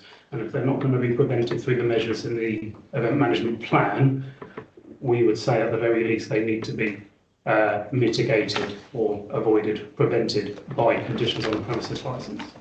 Thank you. Any questions here? Mr. Dove, do you have any questions for please?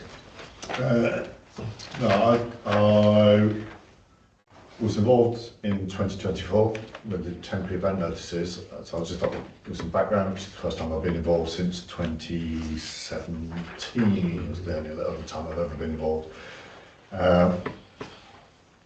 We did run with the temporary event notices last year. It was, by the time I was involved in it, a agreed strategy for last year with Brian from the police. Even though it might not have been the preferred one, I think it was still generally agreed. I do remember Brian's visit on Friday, spent some time with him. He did express...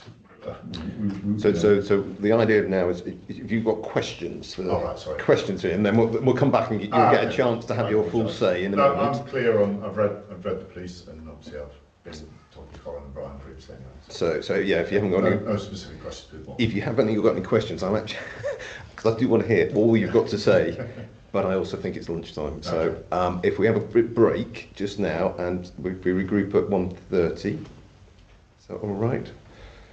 And then we can go into, then you'll get your chance to have your say on all of this. If that's all right. I wanted to make sure we'd finished with everything to do with the police first. Is that all? Everybody all right with that? Yep. Good. Okay. 1:30. 1:30. Regroup at 1:30. We did agree to disagree on a couple of things, and I implemented some changes to basically to try and reassure Brian, because he said, well, you haven't got a refusal to register, so I can't see that you are refusing service. So the following day we had a refusal to register, and we ran one and we have one. I didn't see Brian on Saturday. I know it's in his notes, he came back to visit. My concerns about last year's event, which was a Nations, and it was a significantly different event to what we were licensing this year, was the level of intoxication that was out of our control of the bar, and the potential for people to hand alcohol onto others out of sight of the bar. So we really couldn't do anything with it. If you were at the bar and you were a group of underage people who couldn't show their age, then we were restricting the alcohol they could buy, but further away from the bar. So we were reliant on security for that. And I've had a chat with Colin about our dissatisfaction over security at last year's event, which was under the control of central event organisers rather than the bar operators. And I think one of the things we would take forward, irrespective of the fact we can't condition the temporary event notice, from a pragmatic point of view, is we would want to retain control of the nighttime space as though it was effectively our event within Steve's greater event, because it is a much more pragmatic solution to behaviours that are surrounding the bar and come back to bite us when there's some dissatisfaction of the behaviour in that space and the impact that the bar's having on it.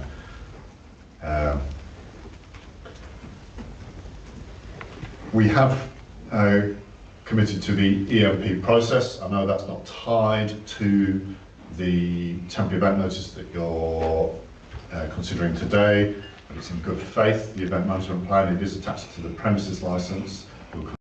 The premises licence application that shows that as the bar operators, we're committed to improvements and suggesting to Steve how better to run his event, which is why I've agreed. It took some persuasion to persuade me to become the DPS for the event, because I was uncomfortable with the level of control I had on the licence of activities of the event. But that would bring some rigour to it if I was in control of those, and we would probably change, or we would have to change the way some of the command and control of aspects of the event would go, because I would be responsible for the licensable activity of the event. I wouldn't be responsible for on-track safety, and I'm not running the campsites and things like that. But the example I can set in how to devolve the management of an event into much more of a federal approach, which is what very big festivals do, rather than one person trying to run everything all the time, would be the way we would go forward with it as a team. And that might mean we even employ separate contractors to Steve on security, so that we get that sense of our own security, because we weren't paying the invoices from the security company last year. We didn't have full control over them, and that was evidentially my biggest problem last year, and I think that some of what you've seen in the police objection. I would challenge the view that anybody underage got served up at the bar. We did retrain all the staff again on Saturday. We did a briefing exercise on Friday. We did another one on Saturday, and we put more notices up behind the bar to give them indications of what intoxication should look like, in the way people are speaking, the way people are walking, in the way what their eyes look like, and things like that. And we've committed to doing that, and doing that in writing this time, which is what you do. More belts and braces maybe for a permanent venue. We'll just introduce all of that, because that was clearly a frustration for Brian last year that none of this had been recorded. So he said, you haven't really got much of a defence here if I start pointing holes and things, or if I see a member of your staff make a mistake. As Colin said, with intoxication, it's about judgment, and you rely on your staff to make judgments in difficult situations, and what you aspire to is making most of those judgments correctly. And there will be the times that anybody who is possibly intoxicated can sharpen themselves up and get served at a bar, but that shouldn't be happening regularly. It certainly shouldn't be happening. It should be spotted by anybody. It shouldn't be something that's acceptable. But I accept in a temporary event notice, that is my word as the licensee, and obviously the police have powers and need some level of enforcement with me over. I would reiterate that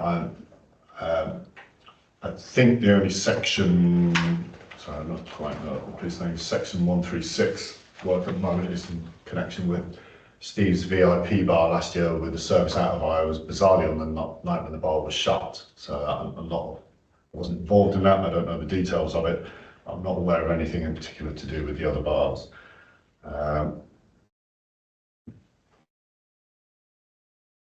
I've reinforced the fact that we are committed to the premises licence. Should we be granted the premises licence with some fair wind and a bit of luck, I think, if none of the locals object, which will force Carol into holding a hearing, which will scupper the premises licence for this year, but will roll into next year, that we would withdraw this temporary event notice should that be granted as well, and then accept the conditions that come with that, just greater than can be attached to the temporary event notice. That's probably our only questions. I think my assertion is the concept we tried to create last year, despite having external issues that caused it problems, the bones of it were heading in the right direction. I think as an international event, I'd appeal to the council to think about how do you move that international event in the right direction? What's a step forward for it rather than a retrograde step? A retrograde step would be not to hold it or to allow it to sort of bounce from pillar to post. It might feel a little bit like it's doing that at the moment. But the reason we're here today without Steve is we're trying to move it in the right direction and retain that event within Winchester, because it's a superb event from a sporting point of view. It just needs some effort to start taking it in the right direction from an event management perspective. I haven't been sat here for the last 15 years, so I respect that Colin's been sat here since 2018, hearing this from different people, but he hasn't been hearing it from me. I've been running events for 30 years, some of those events for 30 years, and they have gone on a trajectory that Colin mentioned of increasingly light touch from the regulatory authorities and generally only dealing with when unexpected events happen or something, or a change happens that needs a reconsideration. And I think the motocross should go that way. We've got ideas to take it that way, and my concern is if we don't, the committee are not minded to grant a temporary event notice, and we receive representations to the premises licence, which will mean its hearing will be after the event. The event will be in a difficult place from a control point of view, because we won't be involved in it, I won't be involved in it, but the customers will still be coming in some way, shape or form, and that isn't something I've always been in the world of regulation and running regulated bars, and it's not something I'd be comfortable with. That's why I appeal, despite the police's objection, that this temporary event notice will allow a level of control that may be missing, and will certainly allow a level of accountability to me, and allow us to move, however, a small baby step, because it's only one, forward, while the premises licence is sorted out with a bit of luck this year, but definitely for 2026 with GP. The licence that we're applying for the premises licence, by the way, does not apply to the Motocross of Nations. And at the moment, there is no foreseeable Motocross of Nations returning to Winchester. That's a different event. It's a completely different concept. And should that arise again, we would make a separate application completely for that, minded for it to be a premises licence, not for a temporary notice. Chair, if I can interrupt, that has changed since the application's been submitted. The increase of the numbers have increased to factor in if there's a nations event in the future. Yes. Okay. 14,999. Okay. But if we need to have a separate conversation, Yeah, that might be part of the process that.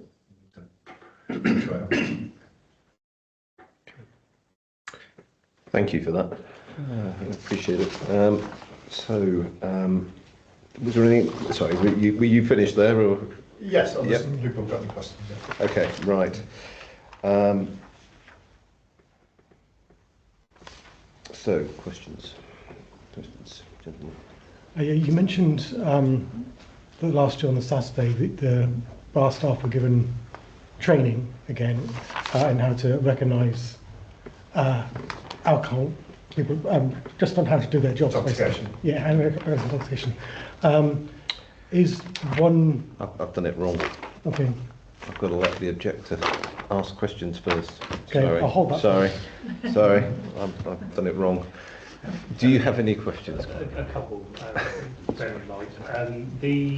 You were saying, if I'm right, that the levels of intox that were observed were people that had come into the bar area that had got intoxicated from the campsite with their own booze and things. Is that, did I That's what we felt in our observations. And I did have a discussion on Friday with Brian. He expressed a discomfort at where we were making judgments on the level of intoxication of people approaching the bar.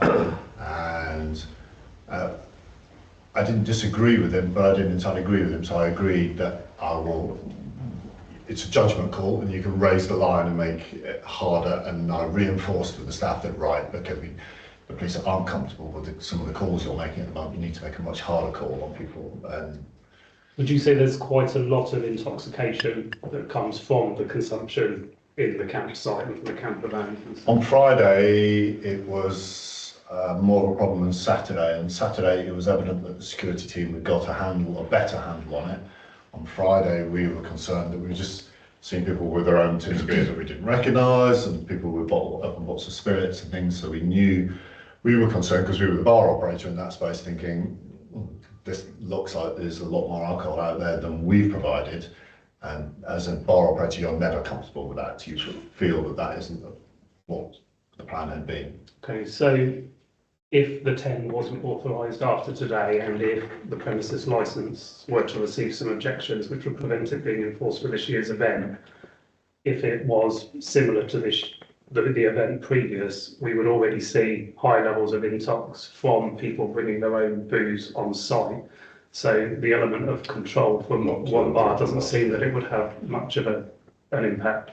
There wouldn't be a space. We wouldn't be creating that nighttime space because we wouldn't be there to create it. So people, I assume, would therefore be reduced to drinking in the campsite, which is a space away from where what we'd hoped to achieve last year was drawing them out of the campsite, putting them in a relatively safer space, giving them the facilities they need to be entertained, and therefore that gets the energy and the fun out of them, so when they go back to the campsite, they shut up and go to sleep. That dynamic will change. Long term, that sounds like a great plan, but I think based on what PC Swallow saw when he was there was a lot of already intox coming from there, so I don't know that at the moment this temporary event notice would make much of a difference to the levels of intox and the associated issues. Sorry, I'm now getting it. And I think what we are planning, what I was trying to indicate we were planning, is we were uncomfortable because we did not control the security team last year. And therefore this year our plan was, in that space, we control everything. So the security team are under our instruction and ultimately we pay their invoice, we deal with it. And that line of command and control didn't exist last year. I could be fairly candid and say there was some frustration from us that had collapsed at some point on Friday. It re-established itself. What actually happened was Brian appeared and suddenly the security team reappeared and we were a bit like, where have you guys been all night? Why have you magically appeared when the police have reappeared? This looks bizarre, and we were really uncomfortable with it. But we were, that wasn't what had been agreed and wasn't what we expected from the security company, but because they weren't employed by us, our hands were somewhat tied. Don't think that's an acceptable way for us to carry out our business in future. We would give some commitment that we wouldn't do it that way. Yeah. So you'd effectively take the whole nighttime compound, the fun fair, the little mini racing track, what was it with Dancing Area, not Dancing Area now, just an off license, and that will become our patch that we feel we keep secure, we keep safe, and we provide for after last year. that will be a difference to last year. So last question then, are you having planning on the fun fair, the little mini motocross track and such in that space? We are planning on the mini motocross track. We have no confirmation they can do it yet, and fun fair, I'll confirm that will return. So yes. will children be permitted in that licensable area if this 10 is granted? I think that is. I think that's manageable, yes, but I do think it needs a security team. What was concerning me was those occasions where an adult has to drink onto a son or a daughter or an underage friend, and that needs managing. I think that was relatively low level, and as long as you're controlling the outflow of alcohol into that space, that will be manageable. So I think that could be an agreeable, it doesn't sound very family-orientated zone, as family-orientated as the motocross gets. It should be manageable. I've seen other events where that's perfectly manageable, and with an active security team looking for the odd problem parent who's going to do this, and working in partnership with the bar, where you can say, just seen that guy wander off with some children, it looks like he's going to give them some drinks.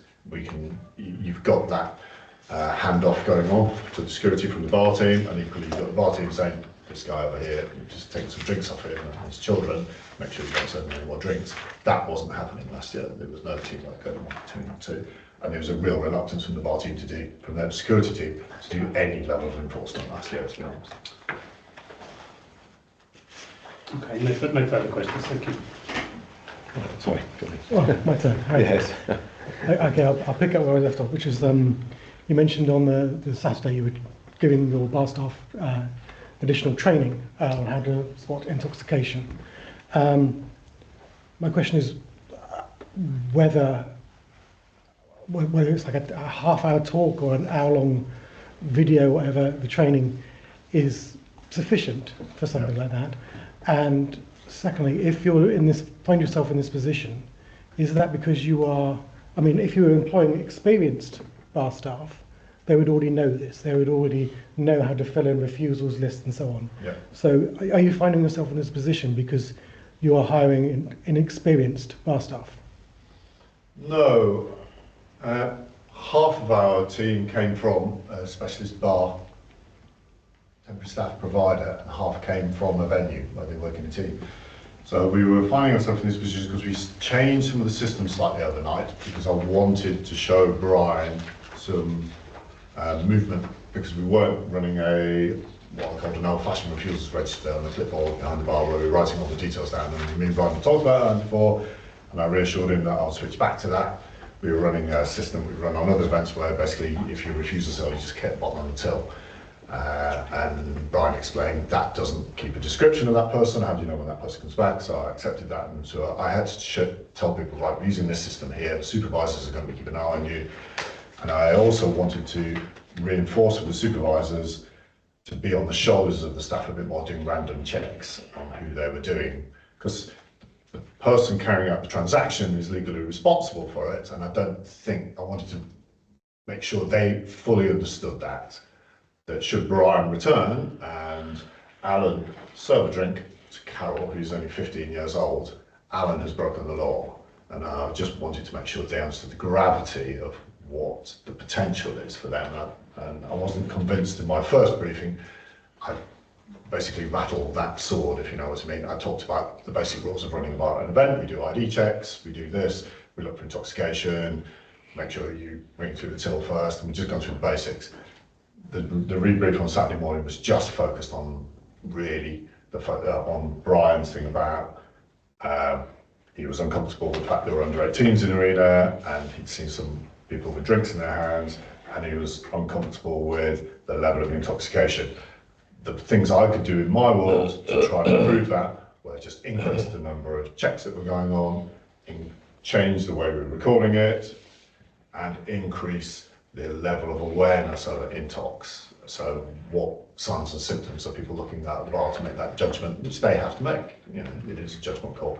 So on every pillar of the marquee on Saturday, which we did on Friday, was a long thin list down the middle of it saying, are they maintaining eye contact? Are they talking to you straight up? Did they walk up to the bar? And it was just me trying to raise the line higher than probably normally would be required, because we'd seen some behaviours on Friday that were probably slightly worse than the average event, and we needed to adapt on Saturday. And obviously I had a conversation with Brian, and he had been very happy about it. Okay, so you still felt it was necessary to, you said you mentioned on-site supervision of the staff you were doing?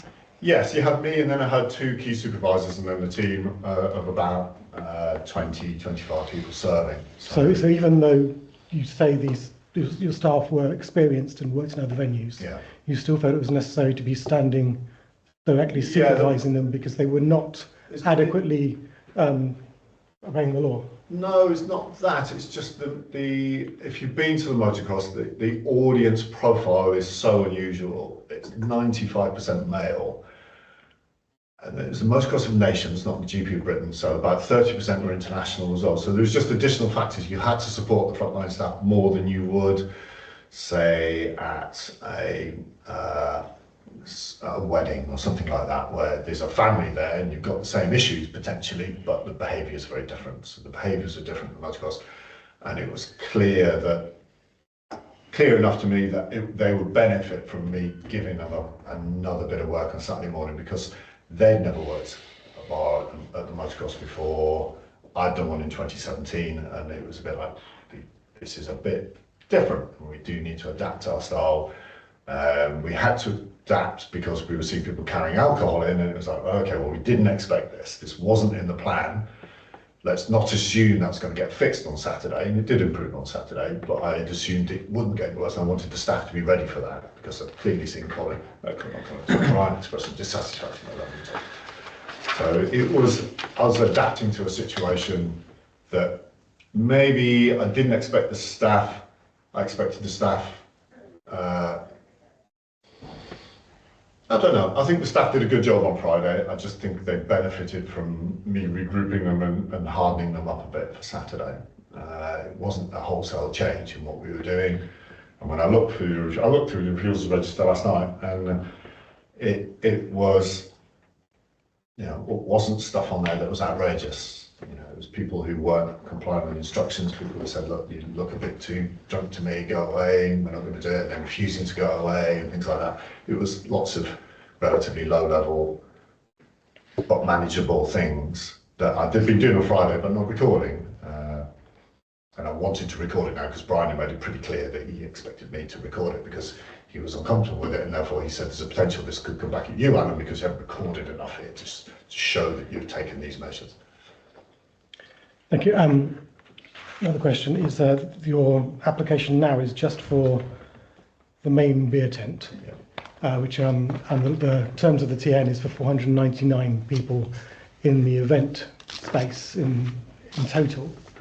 And given that all the other things you've applied for would not be going ahead, do you think actually it is realistic for you to be able to conduct this event on that basis? Yes. The only one that's going to have any impact is the lack of dancing space, but that's the impact of we just won't have any dancing or a DJ, so that will go away. The other bar, temporary event notices we applied for, were 2 relief bars, so they're, when I said there were separate premises, they're half a mile away. One of them is, right round inside the track, and it's servicing different people.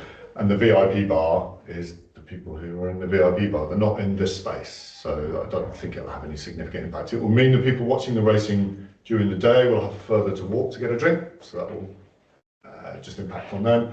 The people in the paddock won't be able to get a drink, so and the VIP bar at the moment will have to rethink itself into some other strategy for servicing its customers. So I don't think it will. The temporary event notice we applied for is for the footprint of a bar that nobody can get inside, so it's an off licence. So I just want to be clear about that. So the 499 applies to the staff only who are within that space. Is that clear? So if the marquee was the size of this table, the staff are in the middle serving, and everything beyond that line is an off sale, and that's therefore the 499 applies to within that line. Does that make sense? I might check that with our legal advisor, because that doesn't seem intuitively correct. It's going back to the point where there's no High Court guidance and there's no no clear-cut decision either way that's been tested in the law. As a consequence of your decision, you see this as one premise. So it would follow that there will be off-license sales, but those individuals will remain on that one premise, would they not, as a consequence of your decision? So the TENS law does set limits in relation to 499. It does allow to apply for on, off, or both on and off sales. The point's not been tested. We're back to considering the case on its own merits, based upon the facts presented before you, or little therein. And as a consequence of your decision, those individuals will be on one premise. So, if I can... The premises with the Champion Event Notice, the premise that I applied for, I have applied for the premise to the limit of the marquee. That defines the premise in law. The Temporary Event Notice in law has an option for it to be off sales only, which I've applied for too. That seems clear to me. But the TENS regime is limited to 499, is the point. It's not designed, otherwise everyone will be applying for TENS for off licence and not bothering with premises licences. No, because at Boomtown people are dancing, so there are more... There's more regulated activity, yes indeed. Yes. I'm with, so it's not comparable, but the point still remains. If I'm just applying for one regulated activity that is off sales, why would I bother applying for a premises licence, for example? I may as well just run a TENS for those off sales in relation to an unlimited number of individuals. The point hasn't been tested. We're back to that point. I can't help you any further, but the decision that you made earlier this morning. Okay, the applicant has mentioned this thing, the footprint of the bar, which I don't understand as a legal concept. Is that a bounded area, or is that just where you might expect people to come? So it's the red line for the actual marquee, and it will be the extent of the size of the marquee. I think in this particular instance it was 18 metres by 6 from memory. I'll have to go back. 18 by 9, apologies. So it's that, it'll be the red line for that particular boundary. So in this case the footprint would be the people working there only, would be within the footprint. But however, as a consequence of your decision, you've decided that the other 5 were void because there were TENS applications made in relation to one premise without the 24-hour break between them. So you've already decided and concluded that this is one premise. As a result, there's only one premise. There can only be one TENS that can run for the period of time, as required. I think it's 168 hours from memory, and then there has to be a 24-hour break before another TENS can be applied. That's the best I can assist you with it. Thank you. I could offer up. There's many examples up and down the country. We've heard the submissions about how TENS, it's very light touch. There's a lot of, but the point remains that this hasn't been tested, and a lot of events are running like this. Yes, so that's what I was going to say. The Watercress Festival will be running like this. There will be a bar with a premises licence, but a very small proportion of the people at that festival. But the Dorset Steam Fair. But again, in respect and in response, there might be multiple undertakings, and they've submitted details for those particular undertakings. Can let the applicant finish. Sorry, do you want to complete your point? Sorry. So yes, so I'm not trying to hide anything here. Yes, it is an off-sales bar, and the licensed area is just within the bar service area itself. And whether we like it or loathe it, that appears to be how the temporary event notice structured, because it allows you to apply for that. It is, and it is used probably more like that at shows than it's probably used thousands of times like that across the country for shows. And in my experience, can work well like that. It isn't the primary event going on at this. The primary activity at this event is unlicensed because it's motocross, and the provision of regulated entertainment, bar services, or late night refreshment is ancillary, and that's the key difference between an event where its primary activity would be licensable, and you couldn't use a 10 in that scenario because there'd be thousands of people dancing or enjoying live music or doing something else that is regulated, and that isn't the case in this one. Okay, can I just, now that I understand that, the proposal is though for this main bar to have an area around it which has some sort of security boundary around it. Is that correct?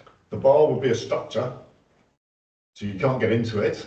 It'll be a fixed structure. You could approach it and buy a drink and walk away from it. That's what it will be. And during the day, while the racing's going on, half of it will face the track and will serve to people who walk up to it, buy a drink and walk away. And then in the evening, it'll flip over and that side will close and the other side will be the same, effectively. and that you're able to walk up to the bar and buy a drink and walk away. When you've walked away, you're experiencing an off sale. Then you're no longer in a licensed space. I understand. It's just like if you're going to buy a drink from a bar, the security's on the door and it prevents you getting to the bar. Whereas if you had your bar, the main tent there, was surrounded by an area, the security would be stopping people getting close to it. And I don't understand where your security would be in this setup. What we would have is our security would be on the ends of the bar, because the service point is the control point. The staff are having to make a judgment on your age and on your level of intoxication and various other things before they serve you. And if they are uncomfortable with that and they want to refuse you service, they will just refuse you service. And then if they need reinforcement of that, then the security guard who sat here or should be stood there would be there to reinforce it. So it's a local security to that bar, rather than your other option might be to create a fenced off area and you say nobody's allowed in there until the security have carried out some checks on you. That's not what we've proposed. What we've proposed is we control that and the bar reinforce it, and that's what didn't happen effectively last year and caused some issues because the bar team, the security team, weren't working for us, they were working for the event. And the communications breakdown didn't help that. Okay, and your view that would be sufficient to deal with the issue of intoxicated people coming from the campsite? Well, the external area, the greater area, we'd expect a controlled gate on it, which was supposed to happen last year. Didn't happen on Friday. It started to happen on Saturday, but had faults on Saturday, where the greater control area, which has the fun fair, the little mini bike track in it, and the off license in it, that's just a safe space away from the track. And we would expect the security team to be stopping people coming into the area with their own alcohol, but allowing families in. Does that make sense? That sort of answers my question. You could actually, there is a gated area, it's just much larger than just around the bar. Yeah. And the nations last year, I would estimate there was around about 1,000 to maybe 1,200 people in that space. So it's greater than the ability of you being able to put a temporary event notice on that, because I have the fun fair and then the track. It's probably 500-600 people watching the track. It's the most popular thing.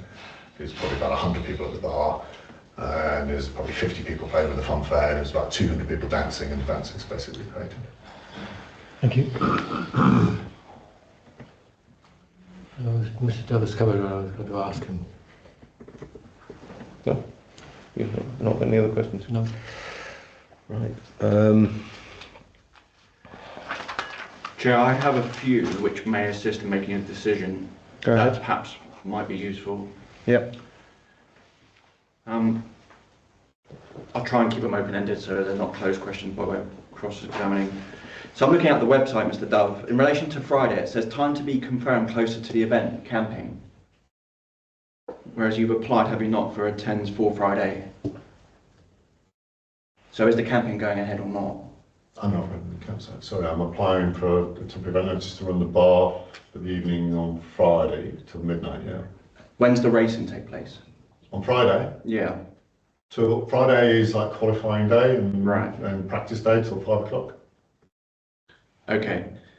But you're not aware of whether or not it's been settled about the camping on Friday, because a lot of what you were saying was in relation to the concerns on the Friday, where the camping, you say, was the main cause for concern for no, the lack of control of the gate between the campsite and us was the main cause for concern, But you don't know what's going on Friday in terms of camping? I imagine it will be about 1/3 to 50% the size of the Motocross of Nations camping last year, which I do have experience of. And I do know from premises license application, the campsite is in a similar position. And last year people were arriving all day Friday, setting up their camper vans and their tents, and then drifting over towards the track, and then hung around in the bar afterwards before they went back to their camp. Because on the website it says an epic weekend of racing away to a qualifying on Saturday. There's 2 days of like practice, tune-up, track testing. On the nations, obviously where they're travelling from abroad, because I'm an asphalt ex-motocross rider, so I know. The crowd capacity at nations was probably 17,000 last year. The Grand Prix, the British Grand Prix, will probably peak at 6,000 to 7,000 on the Sunday and that will be just a lot of day visitors paying with their families to come in, watch the main race, go home. The camping facility will be a quarter of what the Nations, or a third of what the Nations will be. You won't have all the foreign visitors because it's very much British orientated following this event. Some campers will arrive Friday afternoon. There is no track events going on through Friday. Saturday, the racing or qualifying actually starts for the Sunday. Right, so bear with me. So there are no track events on Friday? No. No qualifying? No. Right. Well, the track's open on Friday, isn't it? They do presentations. Yeah, we were asked to open the bowl. So, yeah. People can go to the track and view the track, but there's not actually any competition. I'm just trying to ascertain the purpose for the 10s on the Friday if there's no track events. Obviously, sorry, there are customers arriving at the event who would like to go to a bar and buy a drink. Is that a problem? No, I'm just trying to, because the website just says Friday camping to be confirmed. So how can customers go to it if the organiser's unsure if it will be open for camping? Campers will arrive Friday. Yeah, people will arrive on Friday for camping. The technicalities of how they're buying tickets for the campsite and how they're camping isn't.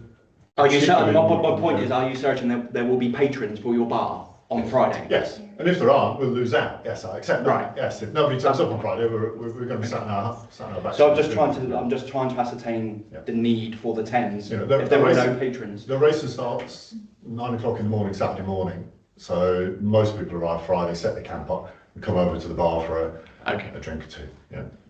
So the organisers just have not updated their website, probably. Probably, yes. I just wanted to clarify. Maybe waiting on that for you. The Friday seemed to be the problem, and I just wanted to clarify, given the discrepancies. There's no track events on Friday. Okay. I guess just a couple from me, just a couple of clarifications. So I think it's really good to hear that you're recognising the issues that the police have talked about, and that you've got ideas on steps to take going forward. But but my understanding is right now the security is still out of your control, isn't it? This current event, this one that we're coming up to. I don't think Steve has confirmed his full event contract, and we've been talking to him about taking control over the. But right now, it's that's not in your control. No. Okay. No, but it's something that I regularly control at other events. It's not something unusual for me to do. No. From what you were saying, it sounded like that. It sounded like you knew what was needed, which was good. But right now, you're not. We could right make that now you're decision not without Steve's say, though, because this is our space. Mm-hmm. So in the past, last year, which is the only past we've got, Steve said, I booked security for your tent, and we're like, okay, how many have you got? Where are they? What's their positions? And we gave them some positions. We were happy with it. Then, unhappy with how it was delivered. This year, we're very much sort of, we'll just employ our own. We don't need to ask Steve's blessing for that. Yeah. Especially if this is clearly what's needed. Yeah. And the other problem we have, obviously, with the 10 is, like I said, we agree, we can't put conditions on, can we? No.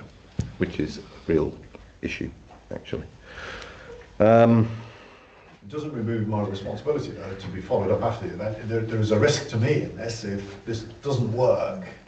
In the same way there was a risk to Steve last year and Colin taking action after the event, which I would never want. This is not what I do. This is not the place that I want to be in. Yeah. But isn't this the follow-up for almost from last year? Yeah. It's the fact that it didn't go well last year. And whilst it's great to hear you've got you seem to have your head around what needs to happen, there is no, I don't think we've got any way we can hold you to that. Maybe I'm missing something. Chairman,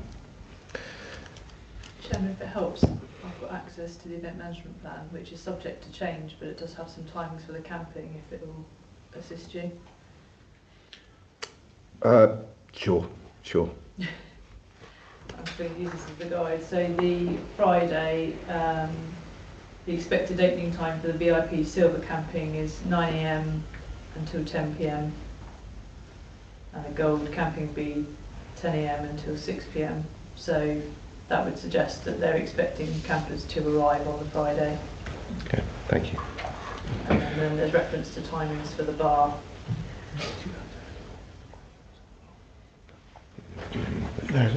Okay. Right, I've got to follow my sheet. So I do have, I don't have any more questions for you, thank you. The objector, so the police, may address the subcommittee in order to clarify any issues or points made by the applicant. Is there anything further you wanted to add? I'd like to sum up, if I may.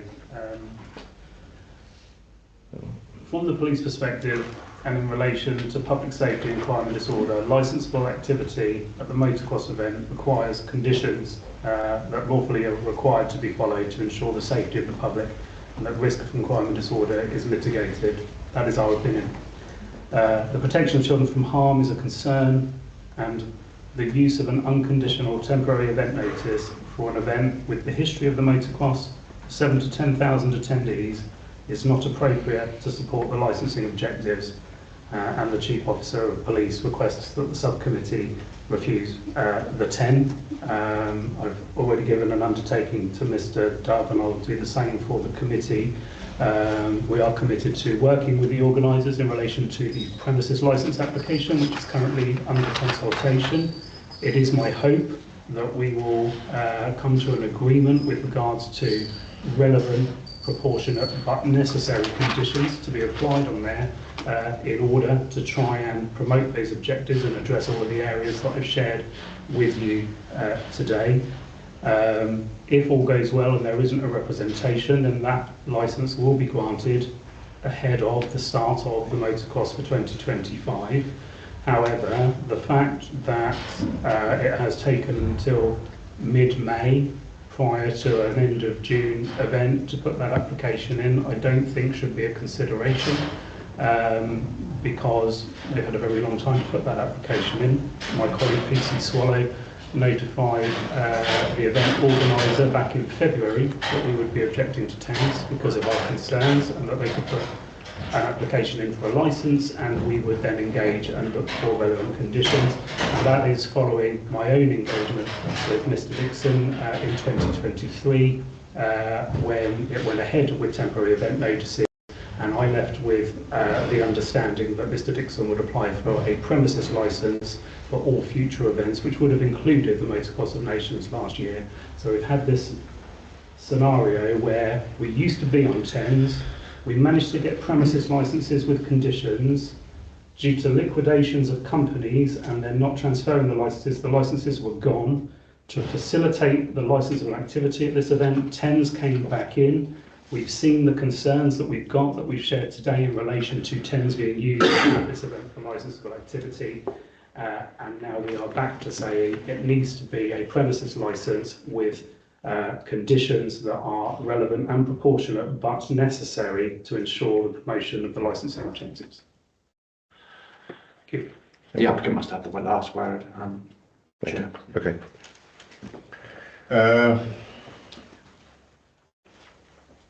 We were asked last year in the end to do temporary event notices, but I'm not trying to absolve Steve of his responsibility to get his premises licence in on time. I'm just trying to move the event forward and change the management culture in the event, really, so that it moves towards a devolved management structure where you feel confident that there are different people in charge of different aspects of the event that take responsibility for it. Okay, thank you. I'm just saying this is the British Grand Prix, not a world nation. Totally different event. Sure. Okay, thank you. Right. Now, the subcommittee will retire to consider the matter in private with only the Head of Legal and Democratic Services representative and committee administrator in attendance. The committee will reach its determination and notify the applicant of the decision in accordance with Regulations 26 to 29 of the Licensing Act 2003, Regulations 2005. So yes, I'm afraid I'm going to ask you all to leave again. We will try to be efficient and get back to you as soon as we can. In reaching its decision, the subcommittee has carefully considered the 5 TENS applications made by the applicant, the representations made by the police and the applicant's evidence given today. It has taken into account the Council's statement of licensing policy, the Public Sector Equality Duty, the Home Office guidance issued under Section 182 of the Licensing Act 2003, the duties under the Crime and Disorder Act 1998 and the rights set out in the Human Rights Act 1998. Advice from both the Council's legal officers and the guidance from external legal advice is that these 5 temporary event notices cannot be considered at the same time. Section 101 of the Licensing Act 2003, subsection 1 and 2D provide for when a temporary event notice is void. Having heard from the Council's legal officer, the applicant and the police, it is not clear that the information in the applications to explain how on the balance of properties these are 5 different premises for the following reasons. No information has been provided about how the 499 limit would be managed or implemented. There is no clear information on the area that is to be licensed other than a bare description in the application form and grid references, and there is a concern that the application is designed to circumvent public consultation and controls placed upon an application for a premises license. Whilst not directly dealing with the matter in issue, the licensing authority have taken into account Patterson's and the reference provided at paragraph 1.375 footnote 4 and the unique situation where there is very little case law on the point. Therefore, we find that 4 out of the 5 applications are void in accordance with section 101 paragraph 1 and 101 paragraph 2D, and invite the applicant to either withdraw all 5 temporary event notification applications or to choose which one to go forward with today for the rest of this hearing. The applicant, in deciding to pursue a TENS application, has asked the committee to continue with the application relating to the main bar for the event. The police were asked whether it wished to withdraw its representation, given that only one TENS application shall now be considered by the committee. The police insisted on maintaining its objection as originally submitted. The subcommittee has concluded that a counter notice should be given in respect to the temporary event notice concerning the main bar application report LR 595. This means the activities set out in the temporary event notice may not go ahead. In reaching this conclusion, the subcommittee decided that, given that this shall be a large event, approximately 9,000 attendees, the committee were not satisfied, given the history of the event, when coupled alongside the nature of the application details, that there were sufficient and proportionate measures in place commensurate with an event of this scale. The 2024 event was managed by TENS, and following the police's objection, issues related to crime and disorder and safety were witnessed at the event. These included, but were not limited to, issues concerning lack of control relating to levels of drunkenness and patrons being served in states of intoxication. The refusals records was initially not available and was only evident upon having been discussed with the applicant, and there were reported to be insufficient control measures in relation to age verification and checks therein. The committee were not satisfied on the balance of probabilities that the applicant has control of and the ability to implement security staff controls at the main bar. The applicant was unable to provide sufficient assurances to the committee about the security arrangements for the forthcoming event, thereby undermining the licensing objective relating to public safety. The parties will be formally notified of the decision in writing shortly. The notification will include details of the right to appeal against this decision to the Magistrates' Court, which must be made within 21 days of the notification. Thank you.